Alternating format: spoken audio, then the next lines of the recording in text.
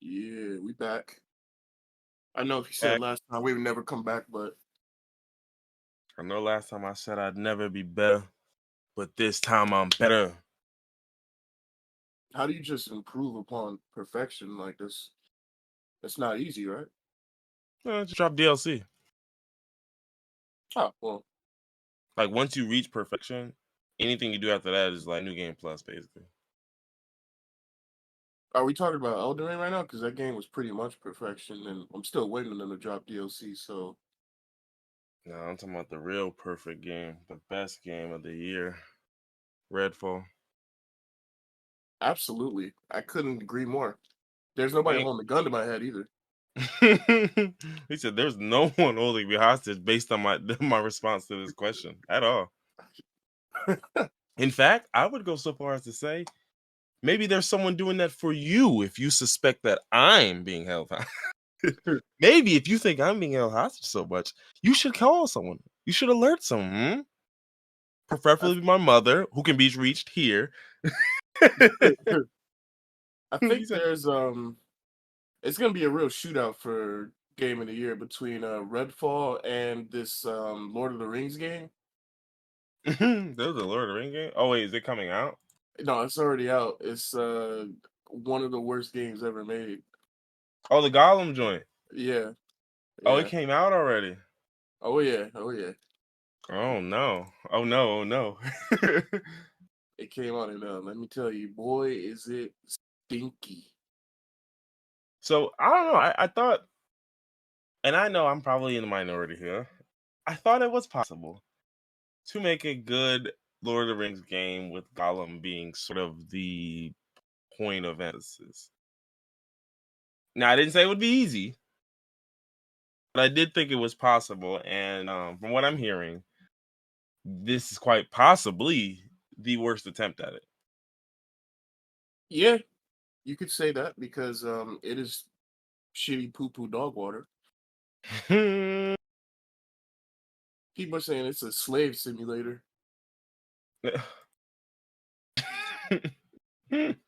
The reason because you spend most of the game as a slave for some orcs. Like at the beginning of the game, some orcs pick you up like, oh, this useless creature, and they throw him in the mines. The golems yearn for the mines, and the I whole crave the game, mineral. the whole game is just golems sneaking around. And I'm pretty sure everything in the game can one hit kill you, so you can't get hit by anything. So what is this? This is basically Abe's Oddworld, is what I'm getting. Like, Worse.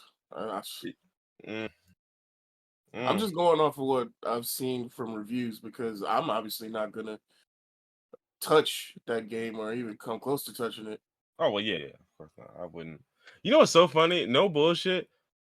What you're describing is literally kind of what Abe's Odyssey was. You know, Oddworld. Do you remember that series of games? No. Yeah, yeah. Like this is literally what it was. Like he was a slave there, I think, at like some factory or something. And he was just trying to escape and liberate these niggas or something. But that don't sound like what this was. But that is hilarious. I remember Oddworld. I remember playing it as a kid. Um, Mm-hmm.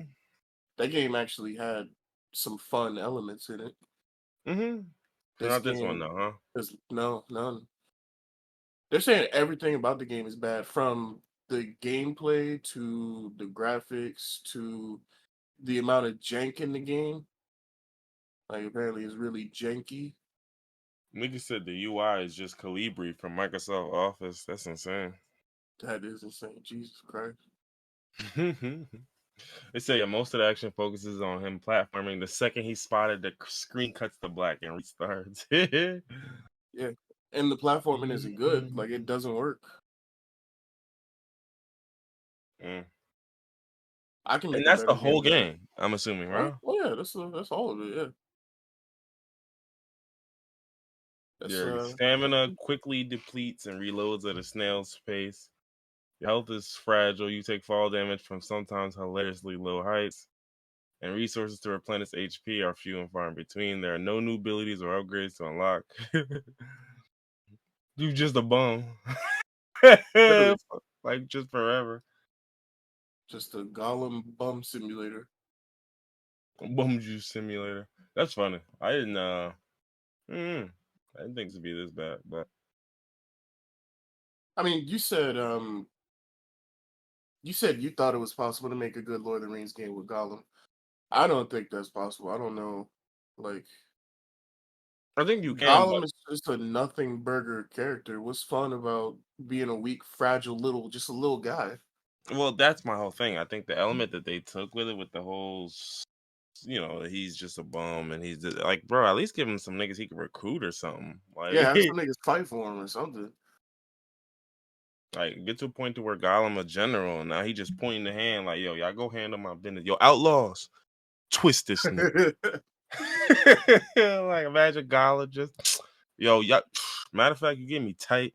I'm about to just get you Peter roll, nigga. Yo, Frodo, go take care of this nigga. Roll this nigga. Bilbo Baggins, go get him. Double B, yo, bag him up. Double B. You know I call him Double B, right? Because he got two blickies on him. Two of them joints. I might be I'm just not a big Lord of the Rings fan in general, so Me too. this type of game definitely wasn't made for me. Yeah, like, and I remember they used to have one for, like, I think it was the PS2. That one was pretty interesting though. Like, 'cause that's my thing. Like, I think there's a lot of different ways you can go with Lord of the Rings games. But for me, I just think that Y'all got to pick a better way. one, I just think I'm okay. So a stealth Lord of the Rings game sounds stupid to me. I'm just gonna say that part. Yeah. Like, stealth and platforming in Lord of the Rings, like, that could be elements of this game, sure. But for that to be the core tenet of a Lord of the Rings game, that just seems like a waste of developmental assets. Like, I just don't even understand what we're doing here. Like, are you just trying to build the framework for another game and you just released this thing and called it a game, or what? I Like, couldn't tell you what was like going they through like their they head. barely put anything into this. It's like, all right, we'll just drop this, say it's a game, charge people for it, and then we'll use the assets from here to build on and make our real game. Like, I don't know what this is. That's a scam, then. Well, I mean, yeah, a lot of gaming is. How come there's class action lawsuits for everything except gaming? Like in today's day and Mm, age, we like almost never get what devs say the game is gonna be. That's scamming. no, we niggas be catfishing. We you know, apparently Amazon Games is making a new Lord of the Rings MMO. I think I heard about Um, that a while ago. and apparently the devil of this game is actually reportedly working on another Lord of the Rings game anyway. So What is this? Just the year of Lord of the Rings? When did niggas start? I mean, niggas have always cared about Lord of the Rings. There's like 9 movies and a bunch of spin-offs, but when did the first since Lord of then, the Rings drop? in Not the the 40s novel, the probably. movie. Return of the King was 2003. Fellowship of the Ring was 2001. That's all we're doing. We're just doing a 20-year repeat. Anything we did 20 years ago, we're running it back. Mm, That's I all didn't it is. realize it Like, was 20 years ago. Okay. it's 2003 Yeah. now. I don't know if you noticed, but Oh yeah. Wow. Yeah. it's out there. Damn. Hmm. What was our 9/11 for 2021? Or was it COVID? All of that was just 9/11? Oh, yeah, let's just call it even with that. Just call it. We're all squared up on our 9/11 debt for this year. Yeah, I This mean, decade. realistically speaking, it definitely took more lives. So I mean, It's like 9/11's 9/11. not your grandfather's 9/11. I love saying just random stuff is my personal 9/11. Said this is not your grandfather's 9/11. Migos breaking up was my personal 9/11. Mine was that time I was at a concert and they thought people was bucking, so I was running for my life. See, that's too sensible. It's got to be kind of irrational. Oh, okay, all right. Mine was when they ran out of ginger kombucha at the store and all I had left was pineapple. I feel like that's too ridiculous because I mean I feel like pineapple would probably be better, but it's your 9/11, so I wanted ginger. I said it's year 9/11. I'm not judging. I'm just saying, like, No, I know. And it sounded like you were judging it. I got the judgy tone. I'm just saying, pineapple over ginger. I mean, like, what do I know? I'm Nothing. I'm actually drinking a pineapple soda right now. I'm drinking a strawberry lemonade cider right now. hmm Um, but anyway, while we enjoy our beverages, you want to know who didn't get to enjoy their beverage this week? Ooh, A man by the name of Xavier Pope. So you probably don't know that name, it sounds familiar. but it sounds familiar because Xavier Pope is the name of the man. Xavier Pope is a lawyer out of Chicago, born and raised in Chicago, if I'm not mistaken. Funny enough, this guy was the Twitter main character for like 3 or 4 days, and then Chica took that today or yesterday. Oh, maybe that's why it sounds familiar because I probably saw somebody mention it on Twitter and I didn't care to look into it. Yeah. So the only reason why I knew who he was though was because this was a guy I previously followed. I want to say like 2018, perhaps maybe 2017. Like it was like a 2 year span, like 17, 18. It was kind of like right before the pandemic where I was like, and I hadn't heard from him since really, so I didn't know what he was on anyway. But I just remember at the time he didn't say anything like, like when no one like someone doesn't necessarily do something that's like, oh nah, fuck you, I don't like you. But it's just like you just start progressively seeing more posts from them where it's just like, You're getting there, man. eh, Like, no, like yeah, we just disagree with it. Like, but it's not like they're just like, nah, not really. It's just like, nah, I think this take is indicative of something. I don't know what it is yet. like you've been controlling the urges to come out as a shit person, but it's slipping through. They Like, like yeah, it's like the mask is slipping or something. I'm this like, isn't full on shithead, but you're this. I can tell you really be thinking like it's this. rather unsavory. like I'm looking and I'm like, okay. So there was that point, so I unfollowed him. And then so into this whole thing comes up, I see his name. I'm like, oh shit, it's this guy. So long story short, it's so funny with this because I remember because I had followed him already, I was curious, like, what is this dude's background? Because to make a long story short, and I will tell the long story, but to make the short story is this nigga was terrified of his UberEats driver and was threatening to call the police on him because he Oh, yeah, because he was yeah, okay. because he was delivering him some food, right? Now that's the short version of the story. But anyway, I again just me being weird decided to look this guy up. There was this real long. I'm talking very text filled. Uh, what do you call it? Like excerpt, I guess, in like the Chicago Law Tribune or some shit like that, where they talked about this nigga's whole past. And mind you, this nigga's past was crazy. Like this nigga grew up in some shit. But that's neither here nor there, right? I only say that just to say that I have ADHD and I be losing track of shit sometimes. But Okay. um, I remember. So the story goes right. This guy orders food off Uber Eats. Curious enough, I'd love to know what he ate, or what he ordered because he didn't eat it.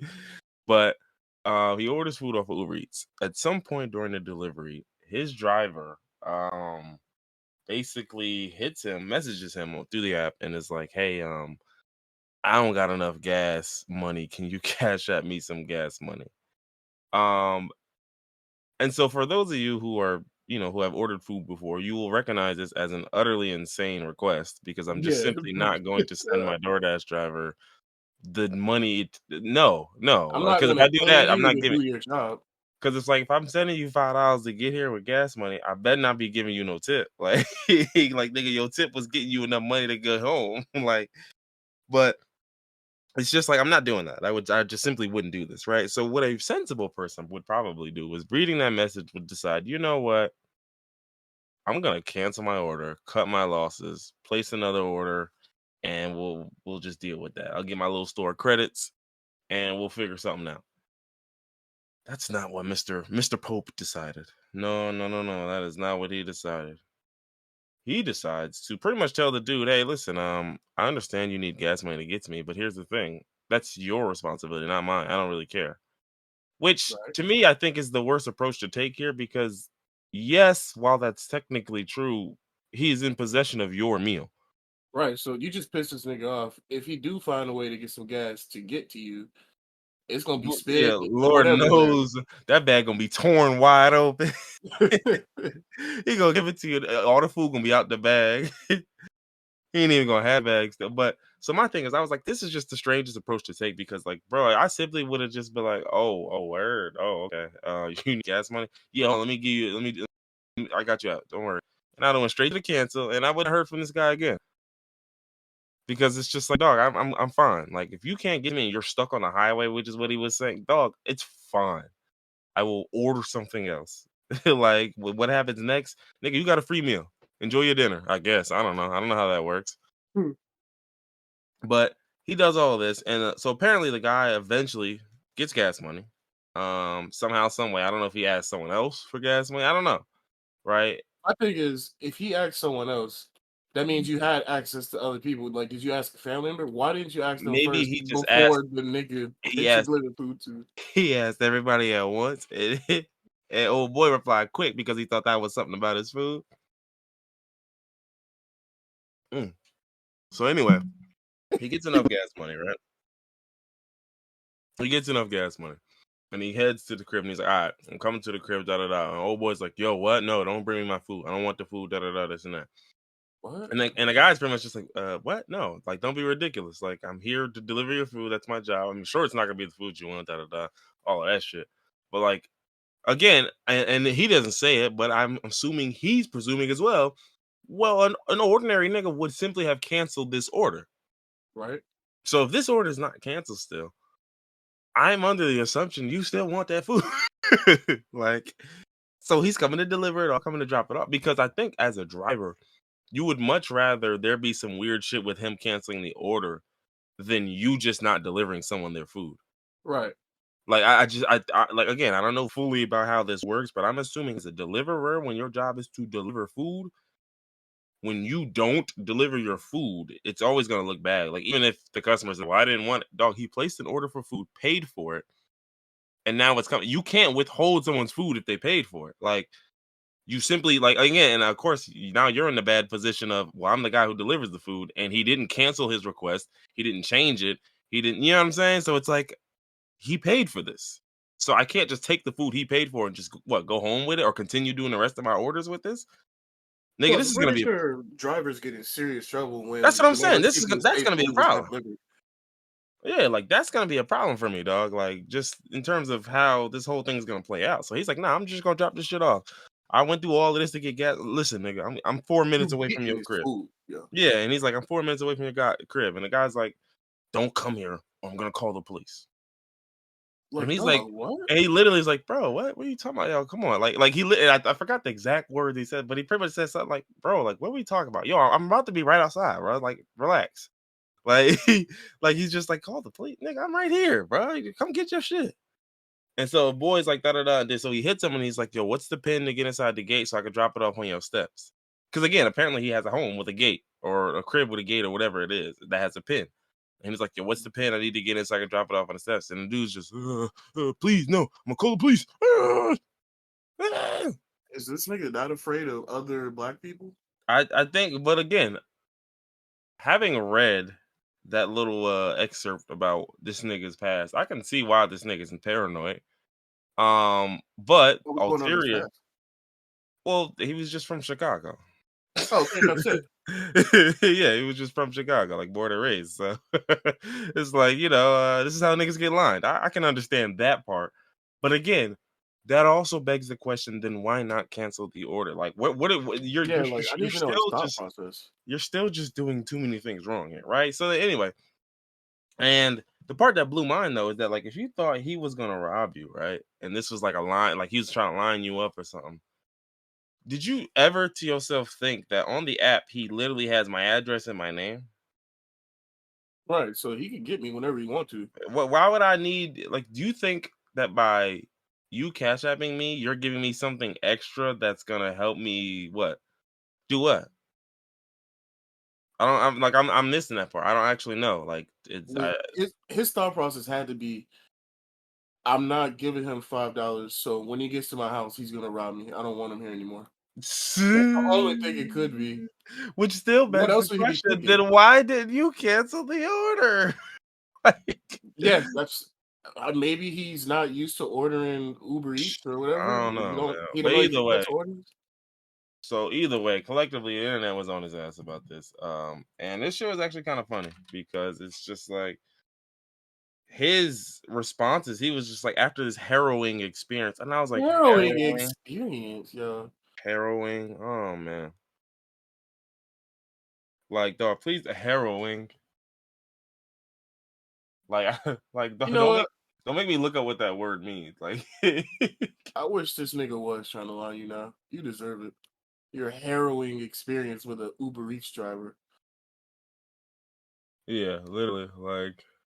And like I said, I do not feel safe taking the order. I'm reading the exact words now. I do not feel safe taking the order.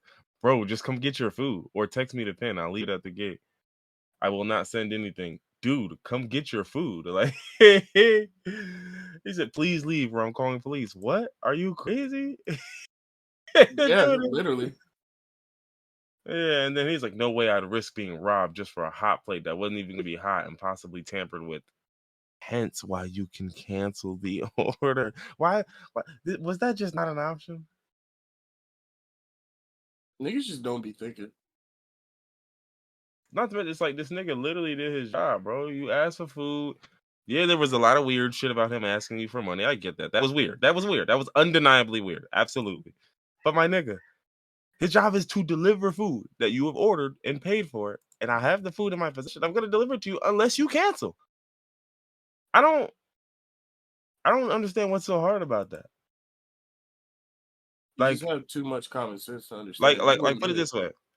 If I order some if I order some shit offline, if I order something from Amazon, dog, like, and I realize at some point or something weird happens and the vendor on Amazon hits me like, yo, what's your social? And Uh-oh. you just like, what you need that for? Like, nah, and if I feel weird, bro, I'm not gonna let him continue to deliver it. No, I'm canceling everything. Like, dog, you gotta cancel, man. What you doing? I I don't know what really, he was on yeah. there. I'm not. I was gonna say I cannot fathom the thought process in none of this. I actually don't know what he was on. Even the driver. Once he started talking that crazy shit about police, I would have just left at the gate and leave and left.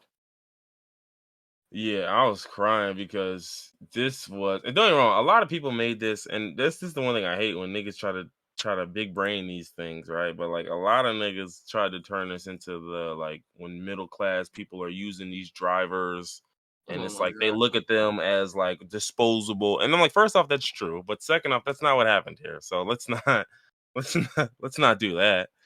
Like, I'm like, bro, this is just a simple case of a weird nigga doing some weird shit. This ain't had nothing to do with him looking down on this person. He, for some reason, he thought the guy who needed gas money was gonna line his ass up. I don't know why. He said inward. Look inward. I know. I understand. That's I'm dope. about to That's line dope. this guy up myself. I Nah, looked he's him about up. to line him. Now he gonna line him himself. When you was younger and your parents was punishing you and you start crying and say, give you something to cry about. Mm-hmm. I'm gonna get this nigga a reason to be afraid of getting lined up. Hmm. Best of luck. You still gonna be here for the pod, right? Oh yeah, I'm a cat burglar, yo. I'm uncatchable. Not a cat burglar. Whoa, whoa. Take it easy. You be stealing cat. That's Would you like me to say dog burglar instead? Yeah, thank you. That would help. I'm about to just start burgling. No He's, animal in the prefix. I'm just burgling derogatory. I'm just burgle. I'm a burgle. Big burgle. So what sign are you? I'm a burgle. A Big burgles only. I'm a burgle rising. All right. So where we going next, man? Where we want to go next, man? Where we gonna go next, man? Let's see. We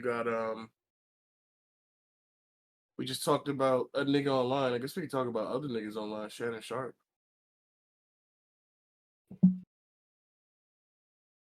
So Shannon Sharpe is leaving FS1. To the surprise of probably nobody, Yeah, because this was definitely a long time. I'm surprised this shit went on as long as it did. But I guess he had to get a buyout. They wasn't just gonna let him walk. So I guess that's why it Yeah, took so long. and I think the problem that happens with Skip specifically, and I don't mean it's like with well, it is with Skip because Skip's the issue, but I Nobody mean likes this it's nigga. well even beyond that, right? Even beyond that, it's not just the fact that I don't like this nigga or like you wouldn't like him. It's really the fact that like Skip, because of how long he's done this, and well, quite frankly, because of the fact that he's a white guy who's done it for this long, he's going to get carte blanche to move and pretty much do anything he'd like to do. You get what I'm saying? Yeah, So the problem with that ends up being Skip is an antagonist, and he does it in ways that are pretty. I would just say again for black folks don't move like that. You know what I mean? yeah. Like we can be antagonistic, we can be all the things that Skip is, He's and a blatant, like over the top, over the line hater. Like right, I right, watched right, like right. a 30-minute compilation of bad takes from Skip Bayless yesterday. Yeah, and 30 don't. minutes of bad Mhm. takes. And that's what I'm saying. Don't get me wrong. I'm sure you've been on TV as long as you Skip's been on TV. You're gonna have a bunch of bad takes, but it's how they are bad, right? Like it's like not like oh it's a bad take because you were wrong. Because I mean, if we're just going off of who was wrong, nigga, everybody on any sports show anywhere Has been has been wrong about it. wrong a bunch of fucking times. Like Yeah. so that's not even like it's just how you were wrong. This Like nigga if be wrong on moral issues. Like the whole situation where Hansel, like when he went down and Skip was tweeting about playing the game, mhm. he be wrong on moral issues. Right. And so that's the thing where it's just like, and then think about it, as a former player, a lot of that shit irks you. And the problem is, but though, here's the problem. If Skip was a nigga who had some humility and understood some of these things, right, he could come in the next day after that and be like, yeah, look, my fault, da da da. And sort of just let Shannon get his shit off. Because again, I already know, I, having played football, like, and watching that whole thing happen, like, nigga, that shit was jarring. You know what I'm saying? Because it's like, you kind of know, like, all right, like, when the game's paused for this long, something's up. Something not right. Yeah. Something's up. And so it's like at this point, it's like if it's been paused this long, there's a reason it's being paused this long. And at this point, I'm not willing to start this game until we've got this shit settled, like figured out. So my whole thing was, and honestly, that's even more. I don't even think you need to play football to come to that stance. Because my thing is, if you watch football, even if you're just a guy who's only watched and never played, that we have never seen that. The game has never stopped because one player just got hurt. Yeah. Like, think about it. Like, there is no injury. I've seen Johnny Knox get his spine broken. I've seen niggas get paralyzed on the field. Like, we've seen football players get paralyzed, get smoked, get like, you know what I mean? And we're talking concussions, we're talking all types of shit. Spinal injuries, niggas' careers For a end fact. in that one Spinal. moment. Yeah. Exactly, right? All of that shit. And I've never seen a game stop for that long. And then when you watch the replay and you see the hit, and it's like, okay, so it's not even one of those type of things, right? Like, so it's not even a scenario where he gets hit, lands on his neck a little weird or something, right? It's not one of those. It's just he gets hit in the chest and he just collapses. Like, and you're just like, okay, that doesn't look good because if we're talking getting hit in the chest and collapsing, I mean, we're not talking There's only a few things that could have happened. that's what I'm saying. Like, we're not talking a concussion. We're not talking an ACL or something, nigga. We're talking something different now at this point. So to see all of that and to come up with this take, like again, I don't even like you playing football, you having experience. None of that shit matters. That's just humanity, right? But the problem is when you're Skip, you can move how you want, and it emboldens shit like this. So you just get caught up in it. And the problem is being his co-host when he is that. It's like you just pretty much have to decide for yourself how long you can put up with this. Yeah. Because like it's not gonna change. He's not gonna get better at it. You know what I mean? Because it's like, think about it. Like you're a white guy. You don't have to get better at it. That's the beauty of this. Like, I don't have to get better. I'm here off of like I did the work. I did all the hard work or whatever it would have required. And now that I've been here for this long and I've got this thing, it's like tenure. Now I'm Literally. tenured.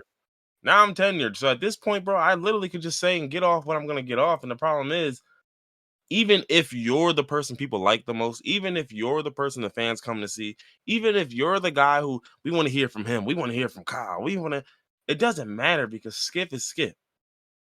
And I think Skip is also the type of co-host where when he feels it shifting that way, he's gonna try to take it from you. Yeah, I could definitely see that. So it's just like I just think like with Skip, it's always gonna be a time, a honeymoon period where for a year, 2 years, it's working so well, right? It's working so well. And it's just small little tips y'all getting into. But as time passes and you start to see the politics and the dynamics of what happens behind the scenes, and you start to realize, like, bro, this guy, they give him everything. This is his show. He runs it. He does it how he wants, regardless of how poppin' I get. Because think about it, Shannon Sharpe before, like Shannon Sharpe got on Undisputed and became just humongous, gigantic. Like Yeah, that blew up his whole platform and stature. So it was a huge thing where, like, dog, at a certain point, a lot of people are tuning in because just of for you. Shannon. Yeah. Yeah, like, and I'm not. It's not Nobody even was like a watching Undisputed for Skip. Well, well, well, there's some people. well. I would beg to differ, but that's not the point. The point is the percentages were changing, right? So Right. even as the percent, like, let's say when I first got here, right? Let's say 90% of the people when I first got here were for Skip, right? Because they don't know me. They don't know me. So they're all here for Skip. And then let's say over time that 90-10 goes to 70-30 or even 60-40. And so let's say it's 60-40 now. 40% of the people come here for Shannon. If I'm Shannon, I'm looking around like this is almost a 50-50 split. And guess what? This business is being run as if you were still the guy and I'm still a nobody. It's the exact same thing. Nothing has changed behind the scenes. Like the execs are still treating you as if like it's Skip Bayless and whoever the fuck this guy is. Like, See, so I it's didn't like, even know that. I didn't know what Undisputed was before Shannon was on it. Like I knew who Skip Bayless was, but I didn't know what show he was on because I know all them ESPN guys bounce around between shows. So I didn't know. I wasn't watching Skip Bayless, so I didn't know what Undisputed was.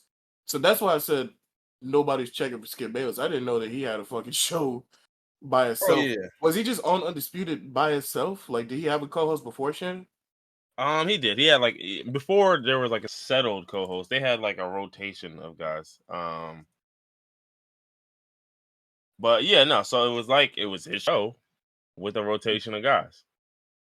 Makes sense.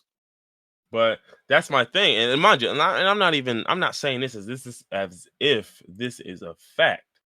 But what I'm saying is, I'm literally just repeating like Marcellus Wiley. Do you know who Marcellus Wiley is? Another football player. Yeah. Okay, yeah, another guy who does a lot of the what do you call it? Sports commentary. He was previously on a show on the Fox, Wings of Sports shit too, with Emmanuel Acho. Mm-hmm. And it was funny because I really liked Marcellus Wiley before he got on that show. Then he got on that show with Emmanuel Acho, and I really didn't like him anymore because there was a lot of shit Emmanuel Acho was doing that he was double dipping into, and I was like, oh, I see where you niggas is going with that Fox audience. I'm good. I'm good off of that. Now, to his credit, Emmanuel Acho remained the same guy because that's the person that he is.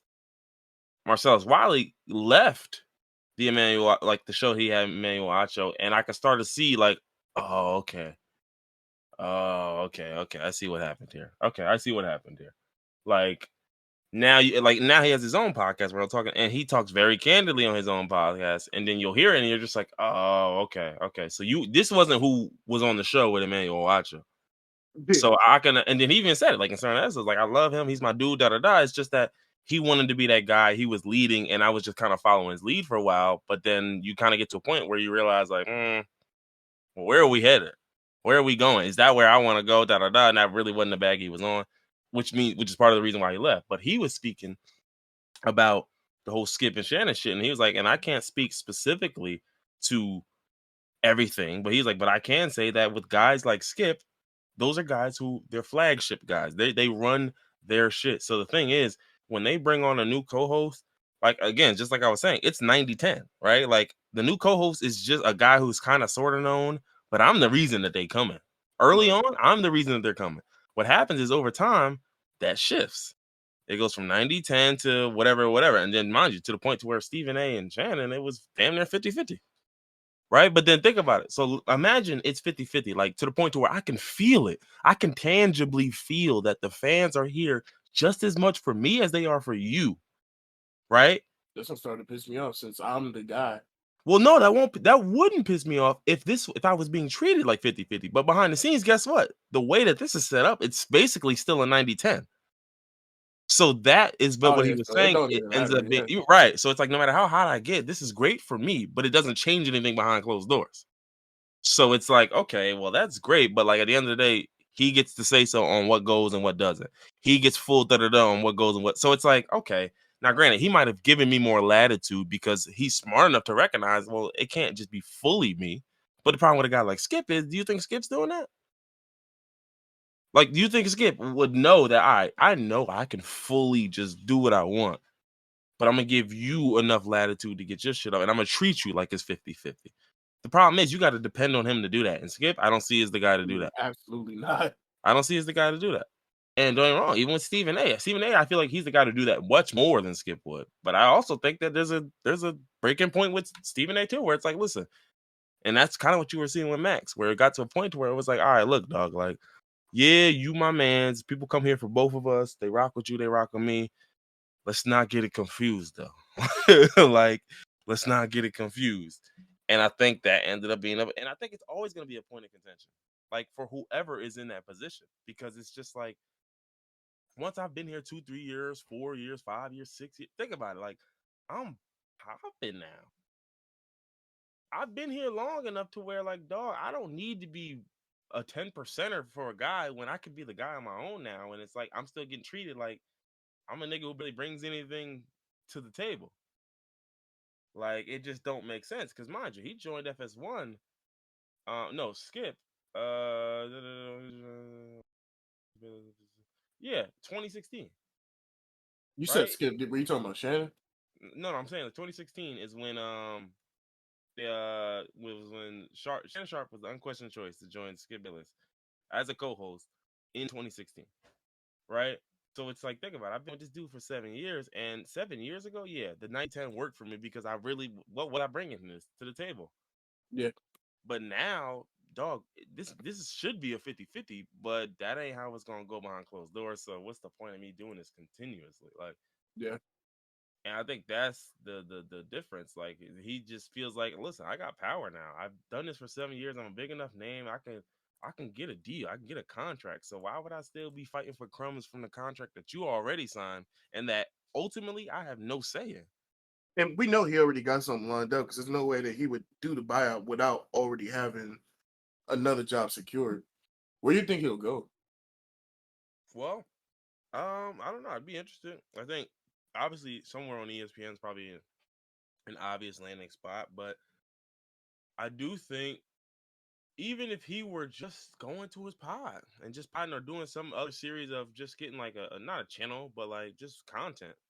I I don't mean, know yeah, what. Club Shay Shay is popping. He could probably just coast off of that, Yeah, honestly. and I don't know where he would go to, because my thing is he is at the point now where I don't believe he needs the plug of a like major media conglomerate like an ESPN or a Fox Sports or Yahoo Sports or something.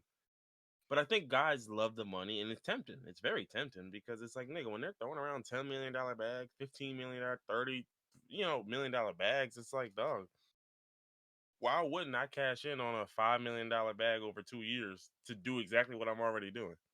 Yeah. Like, just why wouldn't I? So, I don't know. That remains to be seen. I think people were talking about him, Stephen A, Michael Irvin, or him, Stephen A, some combination of somebody else. And I was like, yeah, look, I ain't gonna hold you. I'm tuning in. Yeah. I saw Yeah. Cameron was trying to recruit. I saw that too. I'm like, oh my god, please no, please no. I be watching Cam shit. It's just like their shit is just too. I can't even use the word I'd use to truly describe it on air. It's just, it's absolutely just, it's too blackified. Like, It's mad nigga-ish. yeah, yes, except with a different, Yeah, with yeah, the hard. yeah, It's like. comedy though. Like No, it's no, it's great. It's great. Like, that's my thing. Like, yeah, I'm not shitting on it like it ain't good. It ain't, no, it's wonderful. It's great. But it's just, maybe this is not just saying what Just The like only niggas that are tuning into that show are niggas. I can't see yeah, very many white people there's tuning into that show. no balls over here. Like 90-10 is generous. Like Yeah, it's it's probably probably 97-3. 98, yeah, 98-2 or something. But yeah, no. So I mean, obviously, I'm sure he'll land somewhere. And we're gonna hear from him. So we'll see, man. We'll see. But I think a lot of these media companies are having this issue where they're shuffling a lot of guys around because they're starting to realize like it is so hard to keep that shit together for that long because it's just like to me, I think it's like this is like the problem you have when you have like music groups, except it's even worse, right? Yeah, Because like when you have music groups, typically there is an undeniable star. star, right? And then everyone else isn't, and then that festers and that resentment builds over time. But I feel like in these situations, the way it begins, there's an undeniable star. But then as time passes, the undeniable star's shine starts to dim a bit, and they might feel a way about that and resent that. And then the other person's star starts to brighten up, and then they might feel a way and feel about the way about the other person, like, damn, I could have been my shit could be shinier right now. I could be even brighter right now if I wasn't up under this nigga. Like, and then so you just have those issues, and the problem is it's just like based on how a contract is worded or how a contract is signed, if y'all got a 3 or 4 year deal, and in the beginning of this deal, it was signed as I'm the star, you niggas are my backup dancers. And then in year two and a half, year three, we realized like, nah, we're both stars. Ain't no backup dancer. Well, guess what? The language of the contract Contract don't says say you're a that. backup dancer. Yeah. Yeah, So it's like now you have to deal with I'm doing what a star does. So I'm doing but the we're not work, getting I'm taking star on the pay. responsibility, but now I'm being treated still as the backup dancer. Like, and I think when you have just like music group, you won't have that because nigga, the backup dancer always gets treated like the backup dancer. There's never a point where they really give y'all a star treatment. They really, or you really see and recognize like, oh man, they need me, like they want me, like the fans is here more for Beyond, Kelly Rowland than they is for Beyond. Like you didn't have that. Ain't Like nobody coming to see you, Otis. but that's what I mean. Like, think about it. Like, imagine you go to a show and half of the posters is "We Want Kelly" posters. Like, that's a whole different dynamic than what happened. Yeah, Like, that's where it gets a little wild because it's like, damn, only you getting endorsement deals, only you getting this, only you getting that. You get the money, you sign off on this, you sign off on that. And meanwhile, on air, we are 50-50 stars. You do half of the work, I do half of the work. So explain to me how I just that don't sound right. And niggas will eat it for a little while because they want to step up. They want to keep climbing the ladder. But then it gets to a certain point where it's like, all right, nah, bro. For real. Like, so we'll see, man. But I don't know, man. That's why I think they need to bring some more fresh blood onto these shows. Um, because I think when you got fresh blood, obviously it's more risky, but it's also one of those things where I was about to say the thing with Fresh Blood is a lot of people that watch these shows, they go for the familiar face that they already know. it's true. And what I'm saying is there's a rotating cast for a lot of these shows. True, So like say certain shows will have 4 seats. Only 2 of the seats are like firm. permanent. It'll Yeah, be like the person who's the host who like kind of guides you through the segments, and then it'll be like one other person, and then everyone else is sort of like on a rotating shift to where I will bring these 2 guys in because they got good chemistry, so we'll get them 2 together. And so my thing is, all of it is really they just workshopping shit up there for real. true. I mean, yeah. But Look at Stephen A. show. Back when it was him and Max Kellerman, those are the two guys, and they just had random guys coming on.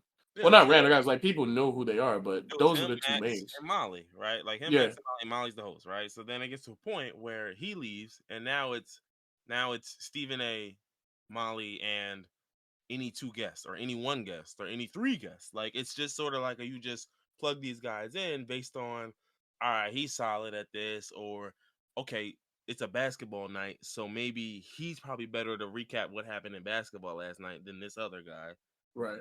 So it just ends up being. But my thing is, I think you just need new guys because I think a lot of people, especially with just access, right? Like a lot of people are talented and capable, and obviously, you got to see what the TV part is like.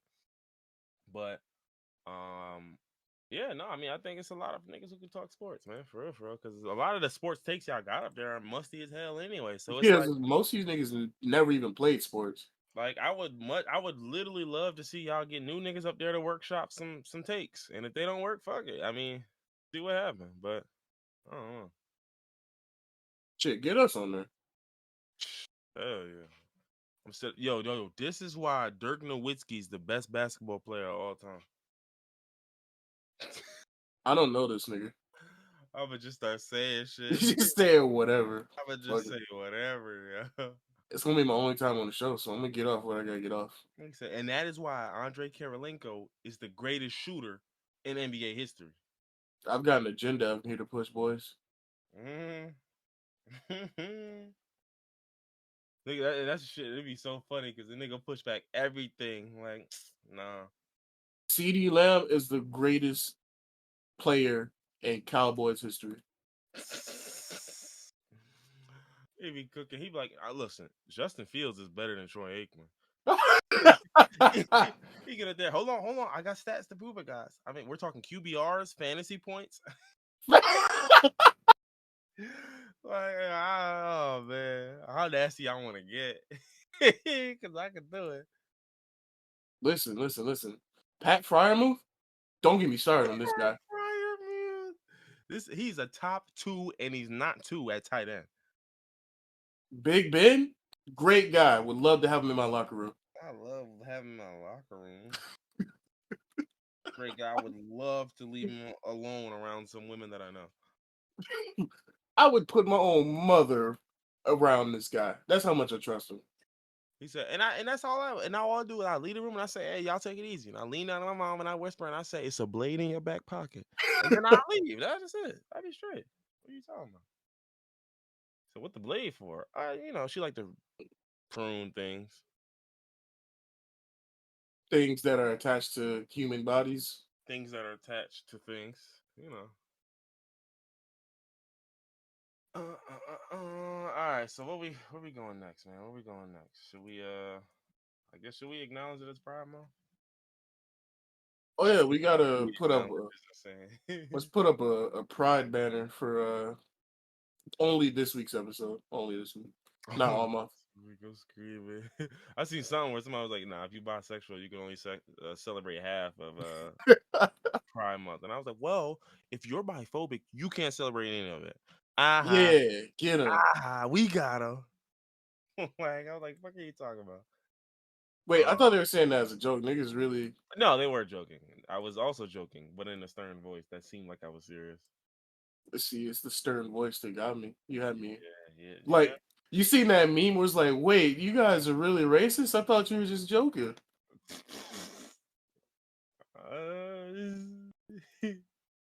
Yeah, we really for real. That's that shit. Yeah, we kissing. Keep scrolling.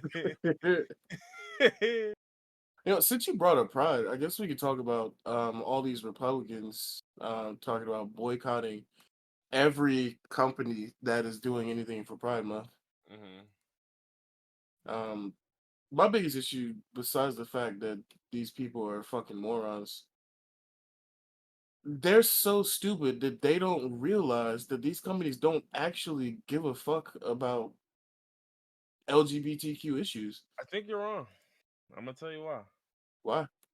I think one, they haven't even thought far enough to even like get to that point. But then two, I think we, and when I say we, I just mean people who aren't these absolute idiots. Right. I think we have to come to reckoning with a point that these folks don't actually care about what the facts are. They just see pink and they go ballistic. Not even that. They have an agenda. We always talk about agendas in here, just jokingly, but like they have an agenda, and it's removing any mention or notion or acceptance or mention or like anything. I just want all of that gay shit out the public eye. I don't care how I get it. I will lie to do it. I will make things up to do it. I'll obfuscate information to do it. I will do anything. So I think we have to stop tricking ourselves into thinking like, well, the brands don't really even care. They know that too. They don't want the brands to pretend to care.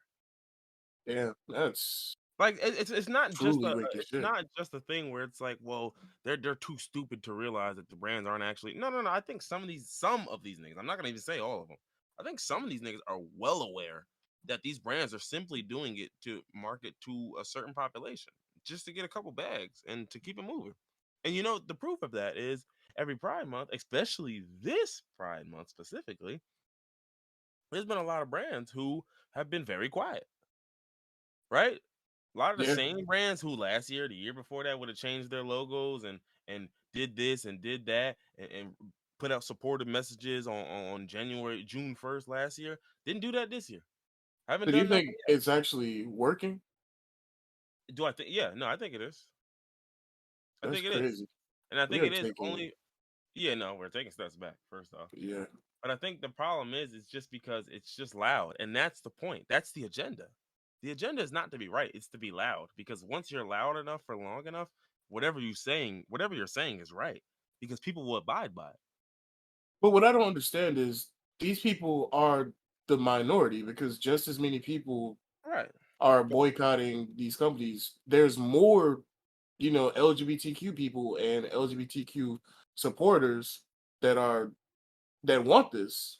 right. Now the only issue though is for a lot of these brands always do this thing where they're just trying to appeal to causes because it looks good, right? And when I say look good, I mean look good to the general public. But I think for some of these brands, they're thinking to themselves, I don't want to alienate a part of my market share, right? And so it's just that simple. It's just I don't want to cut any money out from anybody. But So by doing that, you're gonna lose no, you won't. the people that you were pandering to begin You, with. you won't. Here's why. Because it's all fake to begin with. Like think about it. If on one side, right, on the progressive side, the progressives see through it and know that it's fake because like, oh, you companies will sit up here and say you support this and then fund Republican politicians. So we know you're lying. And then on the other side, it's like, well, you niggas will say, y'all not really, so everyone understands you're a hypocrite because we just know you're doing this for the bag. So in your eyes, you're thinking, well, whichever thing has less public outroar is what I'm going to go with. Because either way, no one's happy per se with my decision. It's not like people are going to shop at my store because I put a banner up. But the problem is, it's the weight of each decision. If I put a banner up, right, and that causes people to go into my store, start ripping banners down, hassling my employees, do I risk that when the banner wasn't going to make anyone shop here anyway? Or, Damn. and that's why you'll see a lot of companies who, if they do say something, they're full force ahead. Like their full foot is in it Yeah. because they understand, like, I'm not just going to change my icon to some rainbow colors I gotta because be dead ass with this. exactly, because if I'm gonna do that and change my icon to some rainbow colors, and then y'all are gonna cook me for doing that, and then boycott my shit a little bit, and go into my stores and fucking act weird over an icon, and I didn't even believe in this shit to begin with, then why bother even doing it? And that's what we're seeing. I mean, nigga, it's June 3rd, and quite a few companies have not changed nothing. That website looked the same. So maybe what y'all gonna wait till like June 10th? Like, let me see if I can sneak it out. Let me see if I can sneak out the fake diversity. Yeah, let me see if I could Let me squeeze it in real quick. But we even Uh, saw it with Target. Like Target folded and was just yeah, like, yeah, Target folding was crazy to me. That was like y'all are a big company. Y'all over over these dickheads, y'all folded? That's crazy. yeah. So, and that's my whole thing because I know Target is one of the ones where it's just like, dog, like we purposely, like we we niggas were in our stores ruining our displays. They was doing that during the pandemic too, by the way. But Target has typically has no pun intended, become a target. So Target's looking at it like, yo, look, dog. Truth be told, none of them shits was getting y'all to come here. Like, and that's all it comes down to is the bottom dollar. I Be was gonna honest. say when you put it dead like that, like everybody knows that we don't care about this shit. We gonna change our company image and everything back July 1st. Why even put the shit up then if these niggas will come in here and fuck with our employees and wreak havoc? Yeah, It like makes sense when you put it like that. if the It's hate is fucked gonna up, be but worse than the love, then it's like, well, I'm just gonna avoid the hate as opposed to going to like it's like I'm playing not to lose. I'm not playing to win. You get what I'm saying? Like I'm simply playing not to lose. Like so that's all it is. It's just like, all right, I'm just making sure I'm not losing too much. But it's like, yeah, but like da da da. But and so that's my whole thing, where it's just like these niggas is playing this game because for a lot of these niggas, it's just about $1. Like that's all it ever was.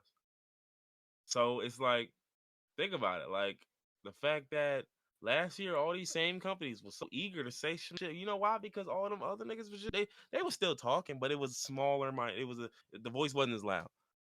But that problem when a minority becomes vocal, nigga, they got a chance to double how big that they really are. Like, so they might be 10% of the population, but they look like 20. And you think 20, you say, I don't know, 20% is a lot of people. I don't know. Might look like 15, but or they might be 15, but they look like 30. It's like, dog, niggas don't want to take that risk, so they just sit these out. They just sit it out, and that's why we're gonna see a lot of that.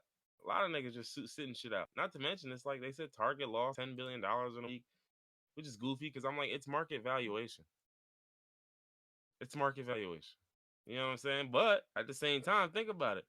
When you lose $10 billion in market valuation in a week, that is the most tangible, of course, negative evidence, but tangible evidence that nigga, nah, it's a big enough people. It's a big enough group of niggas that is mad at you that your stock can drop a 14% drop in value.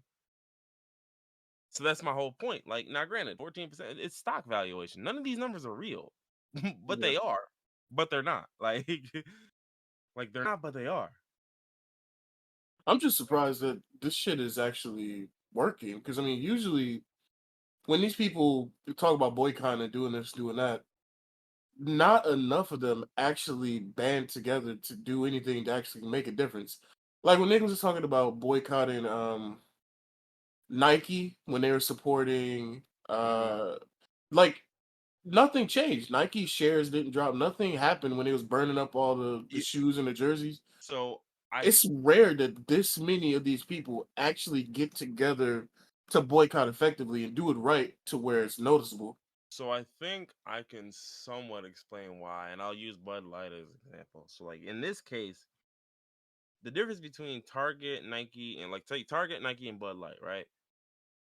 Bud Light and Nike have no, not quite. But I would say Bud Light and Nike are sort of in the same thing where it's like you can get Nike anywhere. You can get Bud Hmm. Light anywhere. There's no Bud Light store, right? So what Hmm. I mean with Bud Light is that if you guys are quote unquote boycotting Bud Light, you're simply not buying it. So if you were people who already were buying it, you're no longer going to buy it. If you already have some, you're just going to trash it and put it on video because you're an idiot. So that's why Bud Light saw an actual drop in their stock because people actually stopped purchasing it. The thing with Nike though is that no one buys Nike from the Nike store. You get what I'm saying? Like you're going to Marshalls and there's Nike. You're going to Belk and there's Nike. You're going to these stores that have contracts with Nike. So it's a little bit harder to boycott Nike in that sense because it's like, well, Nike's everywhere. Nike could be in Marshalls, it could be in Nordstrom, it could be in Sears, it could be in Macy's, it could be in you know what I'm saying? Like it could be in a million different stores so where I can stop going to Target and just not put money in Target's pocket. I could True. just go to a wholly different store. So it's a lot easier to boycott when it's actual brick and mortar as opposed to a product. Yeah, yeah, right. When it's a product, especially a product that's so like certain products are synonymous. Like Nike is too big to like where how do you avoid Nike? If you're an athlete, you probably don't. You probably Yeah. don't at all. Right? So then in that case, a lot of those people, it doesn't work so well because maybe I stopped buying it from Dick's Sporting Goods, but I'm still going to keep going back to Dick's Sporting Goods. And so every time I go, I'm going to see that Nike gear. And shit, some of them niggas ain't got enough heart to to really not buy that Nike Just set. stick by it. Yeah. Whereas with Target, it's just like I could just drive past Target and go to a different store. So I'm not saying like don't get me wrong, it's harder in the sense of what you're losing with Target. Like if you shop at Target regularly, yeah, it's a harder thing to come up off of that than to come up off of Bud Light, nigga. Like, but at the same time, it's easier to decide I will go somewhere else than it is to just well I can go somewhere else, but Nike's gonna be in every store I go to. Yeah. So one benefit, I can't even say it's a benefit. Fuck capitalism, but one thing that I think is hilarious about specifically the Bud Light and everybody dropping Bud Light. You see videos of all these right wing dickheads trashing all their Bud Light shit, right? Mm-hmm. and then they'll say, "Oh, I'm switching to this beer," Yeah, and yeah, they don't even realize that either that beer is also owned by Anheuser-Busch, or that same company also supports the LGBTQ. Like I think I saw a video of this one white dude saying he was switching to Coors Light and he showed himself proudly drinking it. Coors Light was one of the first beer companies to support LGBTQ. They even in their company, they even started support groups for um gay people in their company. But niggas don't know that. They don't do any research. They just it's all reactionary. It's all inflammatory. Bud yeah. Light is doing this, so fuck Bud Light. And that's my whole point. Like that's what I mean when I say like, yeah, the stupidity is in their actions, not in their thought. Like whether they consider this or not, the actions will remain the same because we've identified Bud Light. Like that's the op. So We even if found the someone else is imposter. doing it, we're talking about you now. We'll cook you and try to take you down, da da da. And then once we handle, like that's my whole thing, where it's just like it's just an agenda. It's not. There's no consistency to the viewpoints because we see this all the time. There's no consistency to this shit. There isn't any because, like you said, all these companies will do the fake thing. So it's like, do you really believe them? But if you don't really believe them, then why are you that mad in the first place? Like there is no logic to this. There isn't any logic to it. It's the Literally. same thing. Like it's like again, I asked the same thing with these Stop Asian Hate bills. I remember asking niggas like, do you think this is actually gonna help the thing? And they're like, no, I think it's just window dressing. So then why are you mad at window dressing? Like talk to me. Why are you mad that another race is getting window dressing? Well, because we as black people have suffered more than anybody else, so we don't. Why is there no stop black hate? Well, funny you should ask. Because yeah, I don't know. A lot of we have amendments. I hate to break it to you, but Well, that's in the past. Nothing's changed since then. The civil rights movement is old news. uh, mm. Well, they had a nigga marching. They had a nigga in Islam. Come on, man. We passed that, Had a right? nigga. It's like it was one nigga marching, another nigga didn't eat pig. Like I don't even know what you want me to say. Nigga didn't eat. That's all Islam is. That's breaking down. It's bare essentials, I guess, right? Nigga don't eat pigs, bro. Like, come on. I think a nigga name was Detroit Red or something. Sound like a thug to me. Detroit Red. Detroit Red really do sound like a that's a rapper name for real. Yeah, literally. Uh, They got Sexy Red featuring Detroit Red. See, that's why Malcolm is. If we putting figures together against each other, my money's on Malcolm. I mean, he did have a rapper name. He had two rapper names actually. I mean, Malcolm X and Detroit Red. I was just gonna say Malik Al Shabazz was the rapper name. I'm not gonna hold you. I mean, he got three then. Whatever you want to say. Like, add another Okay. one. Fuck it.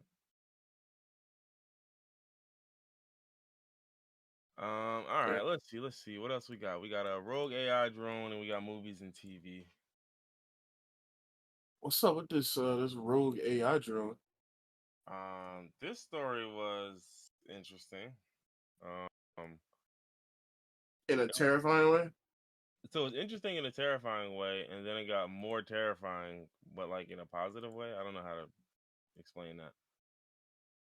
But anyway, so let's start with the interesting part. So there was a simulated test staged by the military, right? Mm-hmm. Where they had this drone that was being trained in simulation to identify and target SAM threats, like the surface to air missiles and shit. Yeah, Black Ops taught me. Uh-huh. And then so what would happen was they would basically tell the joint, like tell the what do you call it, the drone, like, all right, look, it's your job to identify the SAMs. Once you identify them, there's gonna be an operator, which is a human, who will then give you the yes or the no signal. Right? Right. Cool. So what happened was they trained it and the operator like, yeah. Operator said no. Everything was all good when it was yeah. Now when the operator says no, That nigga said, "Take the shot." at first nothing happened, da da da. But then what they started realizing was because they had given the drone basically like a directive, like, listen, neutralizing the threat is your utmost important mission. That's it. What would happen is when the drone identifies the threat, and then the operator says, "Nah, not him."